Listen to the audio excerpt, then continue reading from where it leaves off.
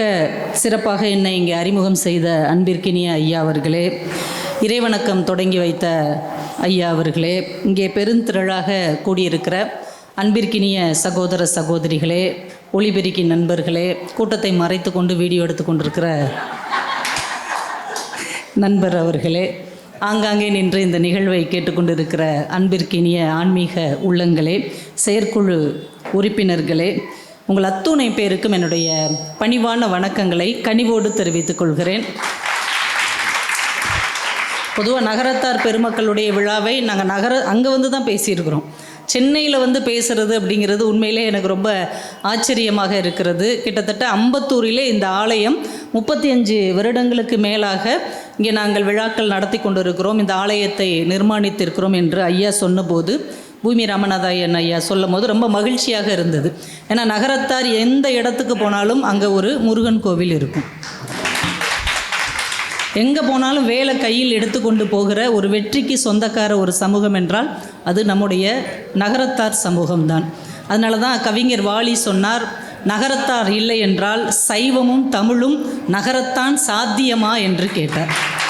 தமிழையும் சைவத்தையும் வளர்ப்பதில் நகரத்தார் சிகரத்தார் என்று அவர் பதிவு செய்தார். அப்படி ஒரு அருமையான சமூகம். 238 ஆண்டுகளாக நடைபெறாத காசி விஸ்வநாதர் ஆலயத்தின் திருப்பணியவே எடுத்து செய்யக்கூடிய ஆற்றலும் அருளும் வல்லமையும் இறைவனுடைய பக்கத்தில் இருக்கக்கூடிய வாய்ப்பும் பெற்ற ஒரு அருமையான சமூகத்தில் ஒரு கந்தசஷ்டி விழாவில் பேசுவதற்கான வாய்ப்பை முருகப்பெருமான் தான் எனக்கு தந்திருக்கிறார் என்கின்ற மகிழ்ச்சியில் நான் பேச தொடங்குகிறேன். 96 ஊர் 9 கோவில், ஆனால் உலகத்தையே வீட்டுக்குள்ளே வச்சுருக்கிற ஒரு சமூகம் இல்லை. வீட்டுக்குள்ளே நுழைஞ்சிட்டாலே பர்மா தேக்கு, பெல்ஜியம் கண்ணாடி, இத்தாலி மார்பிள், இங்கிலாந்து லேந்தர், ஃப்ரெஞ்சு பீங்கான் அப்படின்னு உலக நாடுகளையே உள்வீட்டுக்குள் வைத்திருக்கிற நாடு ஒன்று இருக்கிறது என்றால் அது செட்டி நாடு என்று சொல்வார்கள். அதனால் அப்படிப்பட்ட அற்புதமான இறையருள் வளர்க்கிற சமூகத்தில் வேலுண்டு வினை இல்லை என்கின்ற தலைப்பில் பேசுவதற்கு இறையருள் என்னை பணித்திருக்கிறது. இந்த நிகழ்ச்சிக்கு என்கிட்ட தொலைபேசியில் தொடர்பு கொண்டு பேசியவர் ஐயா பழனியப்பன் ஐயா அவர்கள். என்னை அழைச்சிட்டு அவர் ஊருக்கு போயிட்டார். அந்த பக்கத்தில் இருந்து நான் இந்த பக்கம் வந்தேன், அவர் இங்கேருந்து அங்கே கிளம்பி போயிட்டார். ஏதோ தவிர்க்க முடியாத ஒரு திருமண வீட்டுக்கு போயே ஆகணும், உங்களை பூமி ராமநாதன் ஐயா பார்த்துக்குவாங்க அப்படின்னு சொல்லிட்டு போனாங்க. கம்பராமாயணத்தை மிக எளிமையாக அடுத்து இருக்கிற தலைமுறைக்கும் புரிய வேண்டும் என்கின்ற அளவிலே கொண்டு வந்து தந்தவர் நம்முடைய பழனியப்பன் ஐயா. அப்படி ஒரு மிகச்சிறந்த மனிதர் நம்முடைய சமூகத்தில் கிடைத்திருப்பது நம்ம எல்லாருக்குமே ஒரு பெருமை. இந்த சொற்பொழிவு எவ்வளோ நேரம் பேசணும் அப்படின்னு ஐயாட்ட கேட்டேன். நீங்கள் பார்த்து முடிவு பண்ணிக்கோங்க, மக்கள் வந்து உட்காருவாங்க, போக விடாமல் பார்த்துக்கிறது உங்கள் பொறுப்பு அப்படின்னாங்க. இதை நான் தொடங்குறதுக்கு முன்னாடி ஒரு வாரியார் சொன்ன ஒரு குட்டி கதையை சொல்லி நான் தொடங்கிடுறேன். ஒரு ஊரில் இது மாதிரி தான் ஒரு சொற்பொழிவாளரை பேசுகிறதுக்கு ஏற்பாடு பண்ணியிருக்கிறாங்க. ஐயா வாங்க வந்து எங்கள் ஊரில் பேசுங்க அப்படின்னு. அவரும் சரி பெருங்கொண்ட கூட்டம் இருக்கும் போல் நினச்சிட்டு நிறைய தயார் பண்ணிவிட்டு வந்து உட்காந்துட்டார். வந்து உட்காந்த உடனே பார்க்குறாரு, ஒரே ஒருத்தன் தான் உட்காந்துருக்கிறார். ஒரே ஒரு இளைஞன் உட்காந்துருக்கிறாரு. இந்த சைடு சொற்பொழிவாளர் உட்காந்துருக்கிறார். சொற்பொழிவாளருக்கு என்ன செய்யன்னு தெரில. அவர் நிறைய பேர் வருவாங்கன்னு நினச்சி இது மாதிரி பக்கம் பக்கமாக ரெடி பண்ணிட்டு வந்துட்டார். இப்போ அந்த இளைஞனை பார்த்து சொல்கிறார், தம்பி நிறைய பேர் இருப்பாங்கன்னு நினச்சி வந்தேன், நீங்கள் ஒருத்தங்க தான் இருக்கிறீங்க, இப்போ நீ எந்திரிச்சு அந்த பக்கமாக போனேன்னா நான் இறங்கி இந்த பக்கமாக போயிடுவேன், ஒரு முடிவுக்கு நம்ம 2 பேரும் வந்துட்டால் நல்லது அப்படின்னு இருக்கிறார். அந்த இளைஞன் படக்குன்னு இருந்துச்சு, ஐயா கும்பிடுறேன், உங்கள் அளவுக்கு நான் படித்தவன் கிடையாது, உங்கள் அளவுக்கு பெரிய புத்திசாலி கிடையாது, நான் ஒரு 30 குதிரைகளை வச்சு பராமரிக்கிறேன், 30 குதிரைக்கும் நான் சாப்பாடு எடுத்து வைப்பேன், சில நேரம் ஒரு குதிரை தான் வரும், ஒரு குதிரை தானே வந்திருக்குன்னு அதுக்கு சாப்பாடு கொடுக்காமல் அனுப்ப மாட்டேன், அந்த ஒரு குதிரைக்கு சாப்பாடு கொடுத்து தான் அனுப்புவேன் அப்படின்னா. அசந்துட்டார் சொற்பொழிவாளர். இதை விட நாசுக்கோ ஒரு விஷயத்தை சொல்ல முடியுமா? ஒரு கலைஞனை பொறுத்த வரைக்கும் ஒரு ஆடியன்ஸ் வந்தாலும் அவங்களுக்காக அவன் வந்து தன்னுடைய கலையை நிகழ்த்த வேண்டும்னு எவ்வளோ நாசுக்காக சொல்லிட்டான். உட்காருப்பா, உனக்காக நான் பேசுகிறேன் அப்படின்ட்டு 2.25 மணி நேரம் பேசியிருக்கிறார். வெறிக்க பேசியிருக்கிறார். அவனும் உட்காந்து கேட்டுக்கிட்டே இருந்திருக்கிறான். பேசி முடிச்சுட்டு, எப்படிப்பா உன் ஒருத்தனுக்காக 2.25 மணி நேரம் பேசினேன் சரிதானே அப்படின்னு இருக்கார். மறுபடியும் அவன் எழுந்துச்சு, ஐயா கும்பிடுறேன், உங்களை மாதிரி நான் பெரிய அறிவாளி கிடையாது, உங்களை மாதிரி பெரிய புத்திசாலி கிடையாது, நான் ஒரு 30 குதிரைகளை வச்சு பராமரிக்கிறேன், 30 குதிரைக்கு நான் உணவு எடுத்து வைப்பேன், சில நேரம் ஒரு குதிரை தான் வரும், ஒரு குதிரை வந்தால் அந்த ஒரு குதிரைக்கு என்ன தேவையோ அதைத்தான் கொடுப்பேனே தவிர 30 குதிரைக்கு உள்ளதை திணிச்சு அனுப்ப மாட்டேன். உண்மையிலே இந்த உலகத்தில் யாரையும் நம்ம எடை போடவே முடியாது. எல்லாருக்குள்ளேயும் ஒரு ஆற்றல் இருக்கும். எல்லாருக்குமான ஒரு சூழலை பொறுத்து தான் ஒரு கலையை நாம் கொண்டு போக வேண்டும். அதனால் நீங்கள் இவ்வளோ பேர் வந்து உட்காந்துருக்கிறீங்க. உங்கள் மனக்குறிப்பை முகக்குறிப்பு கொண்டு நான் அறிந்து அதுக்கேற்ற மாதிரி என்னுடைய சொற்பொழிவை நான் முடிச்சுக்குவேன். திடீர்னு எழுந்திரிச்சு போய் என்னை பயங்காட்டக்கூடாது. ஏன்னா நான் அவ்வளோ தூரம் நேற்று கிளம்பி இன்றைக்கி வந்திருக்கிறேன். மறுபடியும் நான் நாளை கழித்து தான் வீட்டுக்கு போவேன். அதனால் கொஞ்சம் அனுசரித்து நீங்கள் இந்த நிகழ்ச்சிக்கு துணை இருக்க வேண்டும் என்று கேட்டுக்கொண்டு, இந்த கலியுகத்திலே நாமெல்லாம் கடை தேறுவதற்கு நம்ம கையில் என்ன இருக்குது? இன்றைக்கி வாழ்க்கை சூழல் எப்படி போய் கொண்டு இருக்கிறதுன்னு எல்லாருக்குமே தெரியும். சொல்கிறதுக்கு ஒன்றுமே இல்லை. இப்போ இந்த சூழ்நிலையில் நாம் கடை தேறுவதற்கு நம் கையில் இருக்கக்கூடிய கடைசி கருவி என்ன அப்படின்னு கேட்டபோது மகா பெரியவர் சொன்னார். எடுத்துட்டிங்களா ஐயா? எடுத்துருங்க. அவர் ஒரு பதட்டமாவார். ஐயா வேறு புன்னகை அரசின்லாம் வேறு சொல்லிட்டார். அதுக்காக வேறு சிரித்து வைக்க வேண்டியிருக்கு. உண்மையிலே இப்படி யாருமே என்னை அறிமுகப்படுத்தினதே இல்லைங்க. அதுக்காக உண்மையிலே ஐயாவுக்கு உண்மையிலே மனமார்ந்த நன்றிகளை நான் தெரிவித்துக் கொள்கிறேன். நம்ம இடத்துக்கு ஒருத்தங்க வந்திருக்கிறாங்கன்னா அவங்கள சிறப்பாக சொல்லணும் அப்படின்னா இதை விட சிறப்பாக நிச்சயமாக யாராலையும் சொல்ல முடியாது. அவ்வளவு ஒரு ஆத்மார்த்தமான அன்போடு அறிமுகம் செய்த ஐயா அவர்களுக்கு மிக நன்றி. கிருத யுகத்தில் வந்து ஆழ்ந்த தியானத்தினால தான் முக்தியை அடைய முடியும் என்று அங்கே கற்றுக் கொடுத்திருக்கிறார்கள். திரேதா யுகத்தில் கடும் தவம், அன்றைக்கெல்லாம் பார்த்திங்கன்னா எல்லாரும் தவம் இருக்க போயிடுவாங்க, காட்டுக்கு போய் கடும் தவம் செய்து முக்தியை அடைவதற்கான வாய்ப்பு இருந்தது. துவாபர யுகத்திலே சடங்குகளையும் வழிபாடுகளையும் பின்பற்றி நாம் முக்தி அடைய முடியும் என்ற சூழல் இருந்தது. கலியுகத்தில் இருக்கக்கூடிய ஒரே ஒரு நல்ல சூழல் என்ன என்றால் பக்தியை கையில் வைத்துக்கொண்டு நம்மால் முக்தி அடைவதற்கான வாய்ப்பு இருக்கிறது என்று மகா பெரியவர் சொன்னார். இன்றைக்கி நம்ம கைகளில் கிடைத்திருக்கிற ஒரே ஒரு வாய்ப்பு இந்த பக்தி என்கின்ற ஒரு வாய்ப்பு. நான் உத்தக கீதை அப்படிங்கிற ஒன்றில் ஒரு புத்தகத்தில் நான் படித்தேன். எப்படி நம்ம ஸ்ரீ கிருஷ்ணர் வந்து பார்த்த சாரதியாக அர்ஜுனனுக்கு இருந்தாரோ அவருக்கு ஒரு சாரதி இருப்பார்ல, அவர் ஒரு நாட்டுக்கு தேசத்தின் அரசன் தானே, அவருக்கு சாரதியாக இருந்தவர் உத்தவர். அவருக்கு சிற்றப்பா முறை உள்ளவர். அவர் சொன்னதாக ஒரு செய்தியை நான் படித்தேன்.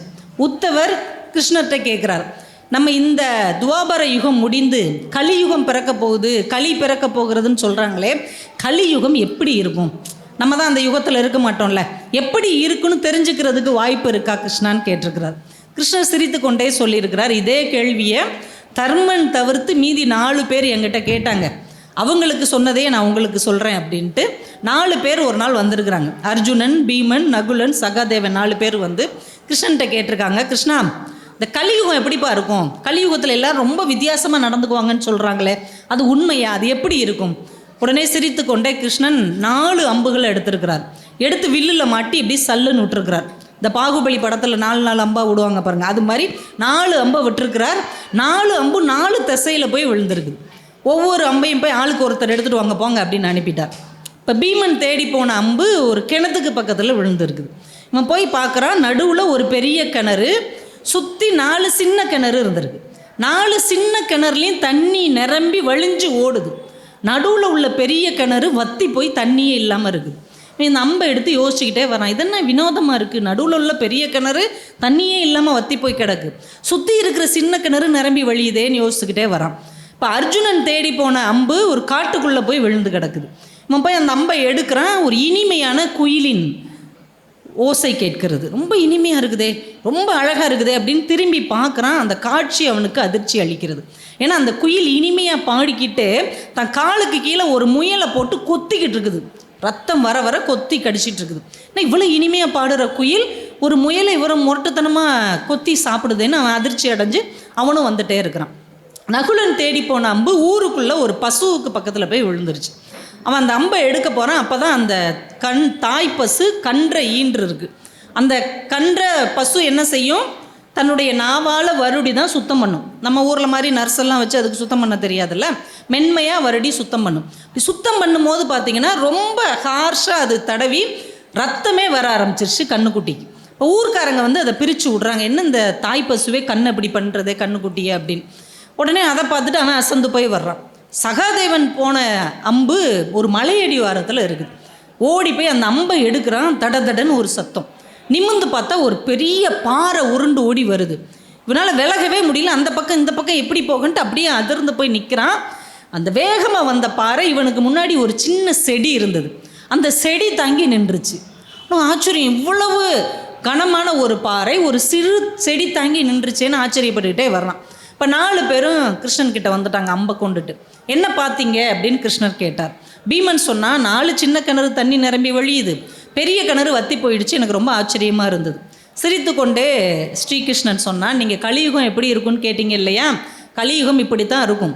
நடுவில் இருக்கிற பெரிய கிணறு தான் பெற்றோர்கள். பெற்றோர்கள் தங்கிட்ட இருக்கிற எல்லாத்தையும் பிள்ளைகளுக்கு கொடுத்து வளர்த்துருவாங்க. ஆனால் பிள்ளைகள் திரும்ப பெற்றோர்களுக்கு ஒரு துளி கூட கொடுக்க மாட்டார்கள், வீணாக கூட செலவு பண்ணுவாங்களே தவிர பெற்றோருக்கு தரமாட்டார்கள். இது கலியுகத்தில் நடக்கும். நடக்குதா நடக்கலையா? நடந்தால் கை தட்டலாம். இது கலியுகத்தில் இருக்கும். பெற்றோர்களுக்கு கொடுக்குற எல்லா சுகங்களையும் அனுபவித்து விட்டு அவங்க பக்கமே திரும்பி பார்க்காத ஒரு தலைமுறை கலியுகத்தில் உருவாகும். அப்படி ஆச்சரியமாக கேட்குறான், அப்படிலாம் இருப்பாங்களா? இருப்பாங்க. இப்போ அர்ஜுனன் கேட்குறான், நான் பார்த்தது ஒரு குயில் இனிமையாக பாடுச்சு, அவ்வளவு அழகான குரல். திரும்பி பார்த்தா அது ஒரு முயலை கொத்தி தின்னுட்டுருக்குது. சிரித்து கொண்டே கிருஷ்ணர் சொன்னார், கலியுகத்தில் வழிகாட்டுகிறேன் என்று சொல்லுகிற மத பெரியவர்கள், சமயத்தில் மிக உயரத்தில் இருக்கிறவர்கள், அரசியல் தலைவர்கள் வெளியில் ரொம்ப அழகாகவும் நயமாகவும் பேசுவார்கள், ஆனால் உள்ளே அந்த மக்களுக்கு எதிராகவே செயல்பட்டு கொண்டிருப்பார்கள். இது கலியுகத்தில் நடக்கும் அப்படின்னார். நடந்துக்கா போத்துக்கிட்டீங்க, இப்படிலாம் நடக்கும். நகுலன் கேட்டான், நான் பார்த்தது என்ன பார்த்த? தாய் பசுவே கண்ணுக்குட்டியை நாவால் வருடி சாகடிக்க பார்த்துச்சு. இதுவும் கலியுகத்தில் நடக்கும். ஏன்னா இப்போ இருக்கிற மாதிரி 100 பிள்ளைங்க 50 பிள்ளைங்களாம் அப்போ யாரும் பெற மாட்டாங்க. ஒன்று கருவேப்பிள்ளை கொத்து மாதிரி ஒரு பிள்ளையை பெற்று வச்சுக்கிட்டு அந்த குழந்தைக்கு அதிகப்படியான செல்லத்தை கொடுத்து பெற்றோர்களே பிள்ளைகளின் வாழ்க்கையை கெடுத்து விடுவார்கள். இது கலியுகத்தில் நடக்கும்னர். எவ்வளோ உணர்ந்து கைதட்டுறோம் பாருங்க. வந்தோடனே மொபைல் ஃபோனை கையில் கொடுத்துறோம், இந்தா அமைதியாக இரு. அது அமைதியாக இருக்குது, எவ்வளோ பெரிய ஆபத்தோடு இருக்கிறது என்பதை நாம் உணர்வதே இல்லை. பெற்றோரே பிள்ளைகளை கலியுகத்தில் கெடுப்பார்கள் அப்படின்னார். கடைசியாக சகாதேவன் கேட்டான், நான் பார்த்தது இதை மாதிரி இல்லை, ரொம்ப நல்லா இருந்தது, பெரிய பாறை, ஆனால் ஒரு சின்ன செடி தாங்கிடுச்சு. ஸ்ரீகிருஷ்ணர் சொன்னார், கலியுகத்தின் ஒரே ஒரு நன்மை, கலியுகத்தில் இருக்கக்கூடிய ஒரே ஒரு நல்ல விஷயம் என்ன என்றால், எவ்வளவு பிரச்சனை வந்தாலும், எவ்வளவு துன்பம் வந்தாலும், எவ்வளவு ஆபத்து வந்தாலும் நம் இதயத்தின் அடிவோரத்தில் பக்தி என்கின்ற சிறு செடி இருந்தால் எவ்வளவு பெரிய பாறையும் தடுத்து நிறுத்திடும். இதுதான் கலியுகத்தில் நம்மை மீட்க வல்ல ஒரே ஆயுதம். ஒரு முருகனின் வேலாயுதம் மாதிரி நம்ம கையில் கிடைத்திருக்கிற ஒரே வாய்ப்பு பக்தி என்கின்ற வாய்ப்பு. இந்த பக்தியை நம்ம கையில் கொண்டு எப்படி இந்த உலகத்தை வெல்ல போகிறோம் என்பது நம்ம கைகளில் தான் இருக்கிறது. பக்தினா ஒன்றும் கிடையாது. பக்தினா என்னமோ ஏதோ இல்லை, அன்பு செய்தல். பக்திங்கிறது வடமொழி வார்த்தை, அதுக்கு நேர் தமிழ் அன்பு செய்தல். சக உயிர்களுக்கு அன்பு செய்வதன் மூலமாக, மற்ற உயிர்களை நேசிப்பதன் மூலமாக, நம்மளால் முடிந்ததை இன்னொருவருக்கு செய்வதன் மூலமாக படிப்படியாக இறைவனுக்கு பக்கத்தில் போகக்கூடிய ஒரு வாய்ப்பை இந்த பக்தி வழங்கும் என்பதால் தான் இது மாதிரியான விழாக்களை நம்ம வருஷம் வருஷம் கொண்டாடிட்டே இருக்கிறோம். கந்த சஷ்டிங்கிறது என்னதுங்க? 6 நாள் விரதம் இருந்து சூரசம்காரம் நடக்கும். என்னைக்கோ புராணத்தில் சொல்லி வச்சிருக்கிறாங்க. இதையும் வருஷ வருஷம் நிகழ்த்தி கொண்டே இருக்கிறோம். ஒரு சூரனை இறைவன் கொல்வது அப்படிங்கிறது இது ஒரு பெரிய வியப்புக்குரிய விஷயமா? ஒருத்தனை முருகன் கொன்னுட்டார், அவன் கெட்டவன், அவனை அழிச்சிட்டார். இதையே நம்ம மறுபடி ஒவ்வொரு வருஷமும் ரீக்ரியேட் பண்ணிக்கிட்டே இருக்கிறோம். என்னைக்காவது யோசிச்சு பார்த்துருக்குறோமா? அவன் அழிஞ்சு போனதுன்னா அவ்வளோ பெரிய ஆச்சரியமா? இல்லை, அந்த சூரன் எங்கே இருக்கிறான் என்றால் அவன் அழியலை, நம்ம இதயத்துக்குள்ளே இருக்கிறான். நம்ம ஒவ்வொருத்தருக்குள்ளேயும் இன்னைக்கும் அந்த சூரன் வாழ்ந்து கொண்டிருக்கிறான். ஆணவமாக, கண்மமாக, மாயையாக சூரபத்மனும் சிங்காசுரனும் தாருகாசுரனும் இன்னைக்கும் இருந்துக்கிட்டே இருக்கிறாங்க. அதனால தான் அவர்களை அழிப்பதற்காக இந்த 6 நாட்கள் விரதம் இருந்து முருகனையே மனசுக்குள் நினைத்து முருகனுடைய வேல் என்கின்ற ஞானத்தால் இதையெல்லாம் நாம் வெல்ல வேண்டும் என்பதற்காகத்தான் இப்படி ஒரு வழிபாட்டு முறையை, இப்படி ஒரு பக்தி செய்தலை நம்முடைய முன்னோர்கள் நமக்கு கொண்டு வந்து தந்தார்கள். அதை இந்த 6 நாளாவது நம்ம சிறப்பாக செஞ்சுட்டோம் அப்படின்னா இந்த வாழ்க்கையிலிருந்து ஓரளவு நம்மால் கடை தேறிவிட முடியும். நம்ம கோவிலுக்கு ஏன் வரணும்? எல்லார் வீட்லேயுமே பூஜை அறை இருக்குது. அதுவும் நகரத்தார் சமூக வீடு சொல்லவே வேணாம். வீடே கோவில் மாதிரி தான் வச்சுருப்பீங்க. எல்லார் வீட்லேயுமே பூஜை அறை அவ்வளவு அழகாக அவ்வளவு சிறப்பாக இருக்கும்போது ஏன் எல்லாரும் சேர்ந்து கோவிலுக்கு வந்து சாமி கும்பிடணும்? ஏன்னா கோவில் என்பது ஒரு கவலைப்பட்ட மனிதனின் கடைசி நம்பிக்கை. நமக்கு வேறு வழியே கிடையாது. எங்கே போவீங்க? சினிமாவுக்கு போவீங்களா? டியூடுன்னு ஒரு படம் வந்திருக்கு, பார்த்துட்டு எல்லாம் வாயிலையும் வயிற்றுலையும் அடிச்சுக்கிறாங்க. என்னங்கடா இப்படி படம் எடுத்து வச்சுருக்கிறீங்க அப்படின்னு. டியூடுனா நண்பன் அப்படின்னு தானே அர்த்தம். யாருக்கு அவன் நண்பன்னே தெரியல, இந்த படம் யாருக்கு நண்பன்னே தெரியல. இப்போ சினிமாவுக்கு போக முடியல. சென்னை மாதிரி ஏரியாவில் உள்ளவங்க மெரினா பீச்சுக்கு போகலாம். பீச்சுக்கு போய் நிம்மதியாக இருந்துட்டு வந்துடுவீங்களா? பீச்சுக்கு போயிட்டு வர்றதுக்குள்ளே 1000 பிரச்சனை, 1000 சோதனை. நண்பர்கள் சொந்தக்காரங்க வீட்டுக்கு போக முடியுமா? இன்றைக்கி போகக்கூடிய சூழல் இருக்கா? இல்லை நம்ம வீட்டுக்கு வந்தால் தான் நம்ம ரிசீவ் பண்ணுற மனநிலையில் இருக்கிறோமா? இப்படி தான் சொல்லாமல் கொள்ளாமல் வாசலில் வந்து நின்றுவாங்க. ஏன் மொபைல் ஃபோன் இருக்குல்ல, ஒரு ஃபோன் பண்ணலாம்ல, வர்றேன்னு. மாவு பாக்கெட்டும் இல்லை, பால் பாக்கெட்டும் இல்லை, படக்குன்னு வந்து நிற்கிறாங்க. உண்மையிலே பெண்களுக்கு எது சந்தோஷம் தெரியுமா? நீங்கள் தங்க நகை வெள்ளி நகையெல்லாம் வாங்கி கொடுக்குறத விட சொந்தக்காரங்க வாசலில் வந்து நிற்கும் போது ஒரு பால் பாக்கெட் ஒரு மாவு பாக்கெட் இருந்தால் சந்தோஷமாக இருப்பாங்க. அந்த நேரத்தில் சட்னி அரைக்கிறதுக்கு கரண்ட் போகாமல் இருந்தால் அது பெரிய சந்தோஷம். இவ்வளோதான் நம்ம வாழ்க்கை. அந்தந்த நேரத்து சந்தோஷத்தை வச்சு வாழ்க்கையை ஓட்டிகிட்ருக்கோம். அப்போ எது நமக்கு நிம்மதி தரும் என்றால், இந்த 6 நாளை நம்ம காரணம் காட்டி டெய்லி வந்து இந்த முருகப்பெருமானுடைய சந்நிதியில் அந்த பிரகாரத்தை ஒரு ரவுண்டு சுற்றிட்டு அவருடைய அந்த சிரித்த அழகான அந்த குழந்தை முகத்தை பார்த்து மனசை கொஞ்ச நேரம் அவர்கிட்ட பறி கொடுத்துட்டு அமைதியாக ஒரு 5 நிமிஷம் உட்காந்துட்டு வர்றோம் இல்லையா? இது தருகிற ஒரு திருப்தியை, இந்த இடம் தருகிற ஒரு நிம்மதியை வேற எந்த இடமும் தர முடியாது என்பதால் தான் நம்ம முன்னோர்கள் அன்னைக்கே யோசித்து இத்தனை ஆலயங்களை கோயில்களை நிர்மாணித்திருக்கிறார்கள், இத்தனை வழிபாடுகளை சடங்குகளை நமக்காக ஏற்படுத்தி தந்திருக்கிறார்கள். ஏன்னா கோவில் என்பது அவ்வளவு முக்கியமான இடம். எத்தனை பேர் இந்த பிரகாரத்தில் சுற்றிருப்பாங்க? இந்த கோவிலே 35 வருஷமாக இருக்குது. அப்போ ஒரு தலைமுறைக்கு முந்திய மனிதர்கள் இதில் வந்திருப்பாங்க, வழிபாடு செஞ்சுருப்பாங்க. அவங்களுடைய பிரார்த்தனைகள், அவங்களுடைய வேண்டுதல்கள், அவங்களுடைய கோரிக்கைகள், அவங்களுடைய மகிழ்ச்சி, அவங்களுடைய கண்ணீர் எல்லாமே இந்த இடத்துல இருக்கும் இல்லையா? அப்போ அவங்களுக்கு பின்னாடி வருகிற வாரிசு இந்த இடத்துக்கு வரும்போது அந்த எண்ண அணைகள் நம்ம அறியாமல் நமக்குள்ள ஒரு நேர்மறை எண்ணத்தை, பாசிட்டிவ் வைப்ரேஷன் சொல்கிறாங்களே, அப்படி ஒரு பாசிட்டிவ் வைபை ஏற்படுத்தக்கூடிய இடம் கோவில் மட்டும்தான். ஏன்னா கோவிலில் மட்டும்தான் மனுஷன் அதிகமாக கெட்டது நினைக்க மாட்டான். வர்றவங்களாம் என்ன நினைப்பான்? எனக்கு நல்லது நடக்கணும், முடிஞ்சால் மற்றவங்களுக்கும் நல்லது நடக்கட்டும். இது தானே நம்மளுடைய பிரார்த்தனையாக இருக்கிறது. அதனால் நல்ல எண்ண அலைகள் கூடுகிற இடத்திற்கு வரும்போது நம்மை அறியாமல் நமக்குள்ளே இருக்கக்கூடிய தீய எண்ணங்கள், தீய சலனங்கள் இதெல்லாம் நம்ம விட்டு கொஞ்சம் கொஞ்சமாக வெளியே போவதற்கு வாய்ப்பு இருக்கிறது. அதனால தான் கோவிலுக்குள்ளே வர வேண்டும் என்று பெரியவர்கள் சொன்னார்கள். திருச்செந்தூருக்கு அருணகிரிநாதர் போனார். திருச்செந்தூர் மாதிரி ஒரு அழகான கோவில் பார்க்கவே முடியாது. ஏன்னா ஒரு 2 கிலோமீட்டருக்கு முன்னாடி வரைக்கும் அவ்வளோ பெரிய கடல் இருக்குன்னே தெரியாது. படக்குன்னு அந்த கடல் வரும் பாருங்க, அப்படியே மனசுக்குள்ள ஒரு பிரம்மாண்டமான ஒரு அனுபவத்தை திருச்செந்தூர் முருகன் வந்து நமக்கு தருவார். 6 படை வீடுகள்லையே கடலுக்கு பக்கத்தில் முருகன் இருக்கிற இடம் நம்முடைய திருச்செந்தூர் தான். ஏன்னா பிறவி பெருங்கடலை கடக்க வேண்டும் என்றால் ஓடக்காரன் கடலுக்கு பக்கத்தில் தானே இருக்க வேண்டும் என்று வாரியார் சொல்வார். அப்படி கடற்கரையிலே இருந்து வாங்கப்பா இந்த பிறவியிலிருந்து உங்களை காப்பாற்றி விட்டுறேன் அப்படிங்கிறதுக்காக அங்கேயே முருகன் உட்கார்ந்து கொண்டு இருப்பார். சூரசம்காரம் நிஜமாக நடந்த இடமும் திருச்செந்தூர் தான்.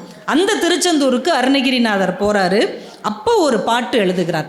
மாலோன் மருகனை, மன்றாடி மைந்தனை, வானவருக்கு மேலான தேவனை, மெஞ்ஞான தெய்வத்தை, மேதினியர் சேலார் வயற்பொழிற் செங்கோடனை சென்று கண்டு தொழ 4000 கண் படைத்திலனே இந்த நான்முகனே. இந்த திருச்செந்தூரில் இருக்கிற முருகனை பார்த்து கண்டு தொழுவதற்கு 4000 கண்ணு கொடுக்காம விட்டானே இந்த பிரம்மா. எத்தனை கண்ணு கொடுத்துருக்குறான்?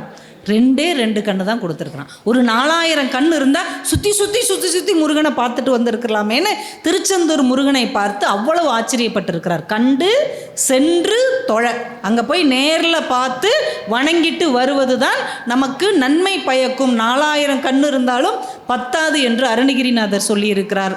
நமக்கு எல்லாருக்கும் வாய்ப்பு கிடைக்கும் போது அறுபடை வீட்டுக்கும் ஒவ்வொரு தடவையாவது போயிடணும். ஆனால் பழனிக்கு உங்களை மாதிரி யாராலையும் போகவே முடியாது. வேலெடுத்து பழனிக்கு நம்ம நகரத்தார் போகும்போது ஒரு பெரும் படையோடு முருகனுக்கு பக்கத்தில் ஆட்கள் வருவது மாதிரி முருகனே சந்தோஷப்படுகிற ஒரு வாய்ப்பு நம்முடைய சமூகம் இந்த வேல் எடுத்து வருகிற நிகழ்விலே எல்லாருமே ஆச்சரியமாக பார்ப்பாங்க. அப்போ ஆலயத்துக்கு அவ்வளவு வலிமை இருக்கிறது. நீங்கள் யோசிச்சு பாருங்கள், நம்ம கோவிலுடைய வடிவமைப்பு எப்படி இருக்கும்? மீனாட்சி அம்மன் கோவிலாக இருக்கட்டும், நம்முடைய பெரிய கோவில் தஞ்சாவூராக இருக்கட்டும், எந்த கோவிலுக்கு நீங்கள் போங்க, கோவில் பெருசாக இருக்கும், பிரகாரம் பெருசாக இருக்கும், யானையே வரலாம், அதில் யானையே ஒரு ரவுண்டு வரலாம் இல்லையா? ஆனால் கருவறை எப்படி இருக்கும்? ரொம்ப சின்னதாக இருக்கும். ஏன் இவ்வளோ கஞ்சத்தனமாக கட்டினாங்க?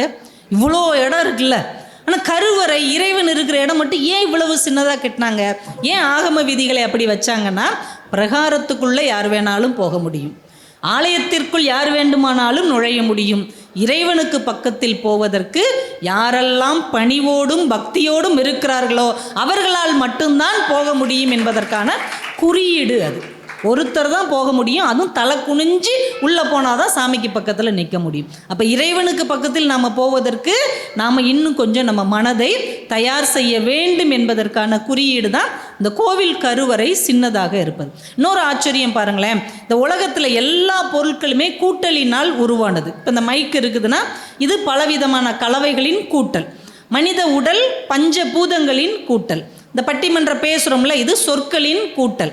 ஒரு பாடல் இருக்குதுன்னா அது ஸ்வரங்களின் கூட்டல். ஒரு ஓவியம் இருக்குன்னா அது வண்ணங்களின் கூட்டல். இப்படி நீங்கள் எதை எடுத்தாலுமே கூட்டலினால் உருவாவது தான். ஆனால் கோவில் சிலையை எடுத்துக்கிட்டிங்கன்னா அது கழித்தலினால் உருவாகுது. ஒரு பாறையை எடுத்துக்குவாங்க, ஒரு கல்லை எடுத்துக்குவாங்க, அதில் வேண்டாததை செதுக்கி செதுக்கி செதுக்கி கழிக்கும்போது கடைசியில் அங்கே கடவுள் தோன்றுகிறான். இது நமக்கு என்ன கற்றுக் கொடுக்கிறது? நம்ம இதயமும் ஒரு கல் மாதிரி தான், நம்முடைய மனசும் ஒரு பாறை மாதிரி தான்.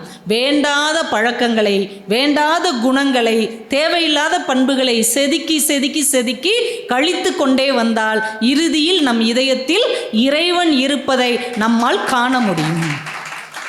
இதயத்திற்குள் இருப்பவனை பார்க்க முடிந்தால் அதை கோவிலுக்குள்ளும் பார்க்க முடியும். கோவிலுக்குள் அவனை காண முடிந்தால் நமக்குள்ளும் காண முடியும் என்று பெரியவர்கள் சொன்னார்கள் என்றால், உள்ளம் பெருங்கோயில் ஊனுடம்பு ஆலயம் என்று ஏன் சொன்னார்கள் என்றால், இந்த உடம்புல இருக்கிற சக்தியை தேவையில்லாமல் பயன்படுத்தாமல் நல்ல சிந்தனைகளில் பயன்படுத்தும் போது நமக்குள்ளே இறைவன் இருப்பதை நம்மால் உணர முடியும் என்பதால் தான் நம்முடைய பெரியவர்கள் இவ்வளவு விஷயங்களை நமக்காக சொன்னார்கள். இந்த கடவுள் நம்பிக்கை அப்படிங்கிறது ரொம்ப ரொம்ப முக்கியம். இன்னைக்கு அடுத்த தலைமுறை பிள்ளைகள்கிட்ட நம்மளை மாதிரி வருவாங்கன்றீங்களா? 6 நாள் திருச்செந்தூரில் வந்து 6 நாள் உட்காந்துருக்கணும்னா நீ போய் உட்காந்துரு. 6 நாள் சும்மாவே உட்காந்துருப்பாங்களாம், வேறு வேலை இல்லை. எவ்வளவு டைம் வேஸ்ட் ஆகுது தெரியுமா? 6 days என்னென்னா மொபைல் கொடு, 6 நாள் நான் மொபைல் பார்த்துட்டே இருக்கேன், 3 வேளை நீ சாப்பாடு கொடுத்துரு சொல்கிறாங்களா இல்லையா? ஆனால் நம்ம மூதாதையர்கள் நடந்தே போயிருக்காங்க கந்த சஷ்டிக்கு. அவ்வளவு நாட்கள் இறைவனுக்காகவே ஒதுக்கி இருக்கிறாங்க. அவங்க என்ன அவ்வளவு முட்டாளா? அவங்களுக்கு தெரியாதா? பணம் சேர்ப்பது ஒரு பக்கம் என்றால் இந்த பணத்தை நல்வழியில் செலவழிப்பதும் நம்முடைய ஆன்மாவுக்கான தேடலுக்கு இடமளிப்பதும் தான் முக்கியம் என்று நம்முடைய முன்னோர்கள் அதை உணர்ந்திருந்தார்கள். இன்னைக்கு அடுத்த தலைமுறையிட்ட பக்தின்னு சொன்னாலே ஓகே ரைட் அப்புறம் அப்படிங்கிறாங்க. அவங்களுக்கு நம்ம சொல்லிக் கொடுக்க தவறிவிட்டோம். அவங்களுக்கு எல்லாத்தையும் கற்றுக் கொடுத்துட்டோம். இந்த உலகத்தில் என்னென்ன அறிவியல் முன்னேற்றம் இருக்கிறதோ, என்னென்ன கல்வி இருக்கிறதோ எல்லாத்தையும் சொல்லிக் கொடுத்துட்டோம். ஆனால் ஞானத்தையும் பக்தியையும் நம்முடைய பண்பாட்டையும் முழுமையாக ஒப்படைப்பதற்கு நாம் தவறிவிட்டோம் என்று தான் சொல்ல வேண்டும். இன்றைக்கி கடவுள் நம்பிக்கை அப்படின்னா அதை ஏதோ ஒரு பூமர் மாதிரி பார்க்குறாங்க. வெள்ளிக்கிழமை நான் விளக்கு பொருத்தணும், ஏன் வியாழக்கிழமை பொருத்தினா சாமி கோச்சுக்குருமா அப்படிங்கிறாங்க. அந்த மாதிரி ஆயிட்டாங்க இன்றைக்கி. வைக்கம் பசீர்னு ஒரு மலையாள எழுத்தாளர், அவர்கிட்ட கேட்டாங்க கடவுள் இருக்கிறாரா அப்படின்னு கேட்டாங்க. அவர் ஒரே வார்த்தையில் சொன்னார், தேவைப்படுகிறவர்களுக்கு இருக்கிறார். இந்த மாதிரி ஒரு அழகான பதில் இருக்குமா? கடவுள் இருக்கிறாரானா தேவைப்படுகிறவர்களுக்கு இருக்கிறான். நீங்கள் உனக்கு தேவையா இது இல்லையா அப்படின்லாம் பேசவே கூடாது. அவரவர் நம்பிக்கை அவரவருக்கு. நமக்கு தேவை இருக்கிறது, கடவுளின் தேவை இருக்கிற வரைக்கும் கடவுள் என்கின்ற ஒருவர் இருப்பார் என்கின்ற நம்பிக்கையை நம்முடைய சமயம் நமக்கு கற்றுக் கொடுத்துருக்கிறது. அதனால தான் குழந்தைங்க பிறந்த உடனே திருநீர் பூசி அவங்க எங்களுடைய சமயத்தில் எல்லா இறைவனையும் வழிபாடு செய்ய வந்தவர்கள் என்று நாம் உறுதி செய்கிறோம். இந்த நம்பிக்கை உள்ளவனுக்கும் இல்லாதவனுக்கும் ஒரே ஒரு வித்தியாசம்தான். ஒருத்தர் ஒரு மாடு வளர்த்தார், பசுமாடு வளர்த்தார். இல்லை ஒரு மாடு வச்சுக்கோங்க, பசுமாடு ஏதோ ஒரு மாடு. அதுக்கு ஒரு பழக்கத்தை பழகியிருந்தார். அது எங்கே வேணால் போய் குறிப்பிட்ட தூரம் மேயும், சாயந்தரம் 6 மணிக்குள்ளே வீட்டுக்கு வந்துடும். டெய்லி அவர் கூட்டு போய் ஆரம்பத்தில் காமிச்சிருக்கிறார், இந்த புதரை தாண்டி போகக்கூடாது, அந்த பக்கம் பயங்கரமான காடு இருக்குது, நீ போயிடவே கூடாது, இந்த புதர் வரைக்கும் நீ எவ்வளோ தூரம்னாலும் வரலாம், மேயலாம், 6 மணிக்கு வீட்டுக்கு வந்துடணும் கற்றுக் கொடுத்துருக்கிறார். இந்த மாடு அதுபடி ஒழுங்காக மேய்ஞ்சிருக்குது. ஒரு நாள் அந்த மாட்டுக்கு ஒரு ஆசை, இந்த புதரை தாண்டி போனால் என்ன இருக்கும், இதானே நம்ம மனசு எது செய்யக்கூடாதுன்னு சொல்கிறாங்களோ அது என்னவா இருக்கும் அப்படின்னு ஒரு ஆர்வம் இருக்கும். அந்த மாட்டுக்கும் ஒரு ஆர்வம் வந்தது. இவன் என்ன புதரை தாண்டி போகாதுன்னு சொல்கிறது, 6 மணிக்குள்ளே வாணி இவன் என்ன சொல்கிறது, நம்ம போய் பார்ப்போம் அப்படின்னு புதரை தாண்டி அந்த மாடு மேய போது நிறைய பசும் புற்களாக இருக்கிறது. சார் எவ்வளோ நல்ல புல்லாக இருக்குது, இந்த பாவி பையன் நம்மளை இதுக்குள்ளேயே நிப்பாட்டியிருக்கான் அப்படின்னு மேய்ஞ்சிக்கிட்டே போகுது. உள்ளே போனால் அடர்ந்த காடு வந்துருச்சு. இதுக்கு ஐயோ எந்த பக்கம் போகிறது அப்படின்னு திகைச்சு போய் நிற்குது. திடீர்னு ஒரு புலி உருமுறை சத்தம் கேட்குது. ஒரு புலி இது மேலே பாஞ்சு அடிக்க வருது. இது பதறி அடிச்சுட்டு ஓடுது, புலி துரத்துது. வேகமாக போன மாடு ஒரு புதகுழிக்குள்ளே விழுந்துருச்சு. இந்த மாடை துரத்திட்டு போன புலியும் புதகுழிக்குள்ளே விழுந்துருச்சு. ரெண்டும் கிட்டத்தட்ட ஒரு 2 அடி இடைவெளியில் இருக்குது. இந்த மாடு இப்படி தட்டி பார்க்குது, இந்த புலியும் இப்படி தட்டி பார்க்குது. நேரம் ஆகிட்டே இருக்குது, இருட்ட ஆரம்பிக்குது. இப்போ என்ன செய்யணும் ரெண்டுக்கும் தெரியல, அப்படியே லைட்டாக முங்க ஆரம்பிக்குது. இப்படி தட்ட கொஞ்சம் நகல முடியுது. இப்போ இந்த புலி சொல்லுது, இங்கே பாரு, உனக்கு 2 வாய்ப்பு தான். ஒன்று, இந்த புதகுழியை விட்டு வெளியில் போகலைன்னா இதுக்குள்ளேயே முங்கி சாக போகிறோம். ஒருவேளை புதகுழியை விட்டு வெளியே போனால் என் கையால் அடிபட்டு சாக போகிறேன். அதனால் பதட்டப்படாமல் இருன்னு புலி சொல்லியிருக்கு. இந்த மாடு சிரிச்சுக்கிட்டே சொல்லியிருக்கு, தப்பு, உனக்கு மட்டும்தான் ஒரே ஒரு வாய்ப்பு. நீ புதகுழிக்குள்ளே விழுந்தே சாக போகிற. எனக்கு ஒரு ஆள் இருக்கிறான், 6 மணி வரைக்கும் பார்ப்பான். 6 மணிக்குள்ளே நான் வரலைன்னா என்னைய தேட ஆரம்பிப்பான். புதர் வரைக்கும் வருவான், அங்கேயும் நான் இருக்க மாட்டேன். அப்போ புதரை தாண்டி நான் போயிருக்கேன்னு தெரிஞ்சுக்கிட்டு வேகமாக ஓடி வந்து என்னை அந்த புதகுழியிலிருந்து மீட்டு 2 அடி அடித்து வீட்டுக்கு கூட்டு போவான். உனக்கு அப்படி ஒரு ஆள் கிடையாது. இதுதான் கடவுள் நம்பிக்கை உள்ளவனுக்கும் இல்லாதவனுக்கும் உள்ள வேறுபாடு. கடவுள் நம்பிக்கை உள்ளவனும் சில தவறுகளில் மாட்டிக்கிறான், சில குற்றங்களை தெரியாமல் செய்து விடுகிறான். கடவுள் நம்பிக்கை இல்லாதவனும் செய்கிறான். ஆனால் கடவுள் நம்பிக்கை உள்ளவனுக்கு என்ன நம்பிக்கை தெரியுமா? நம்ம ஒருவேளை தெரிஞ்சோ தெரியாமலோ தவறான பாதையில் போகும்போது எங்கள் அப்பா முருகன் பலார்னு ஒரு அரைஞ்சு இழுத்து கொண்டு போய் பக்கத்தில் வச்சுக்குவான். எனக்கு அந்த நம்பிக்கை இருக்குது.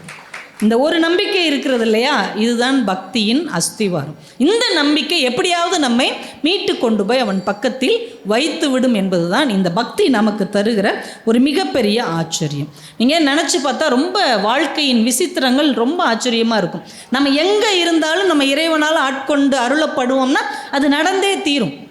1921 ஸ்வீடன் எங்கே இருக்குது? ஐரோப்பிய நாட்டில் இருக்குது. ஸ்வீடனில் அரச குடும்பத்தில் ஒருத்தர் பிறக்கிறார். அவர் பேர் அலெக்சாண்டர் வெஸ்ட்லின் அப்படின்னு பேர். ஸ்வீடன் நாட்டுக்காரர், ஐரோப்பாக்காரர், அரச குடும்பத்தில் பிறக்கிறார்.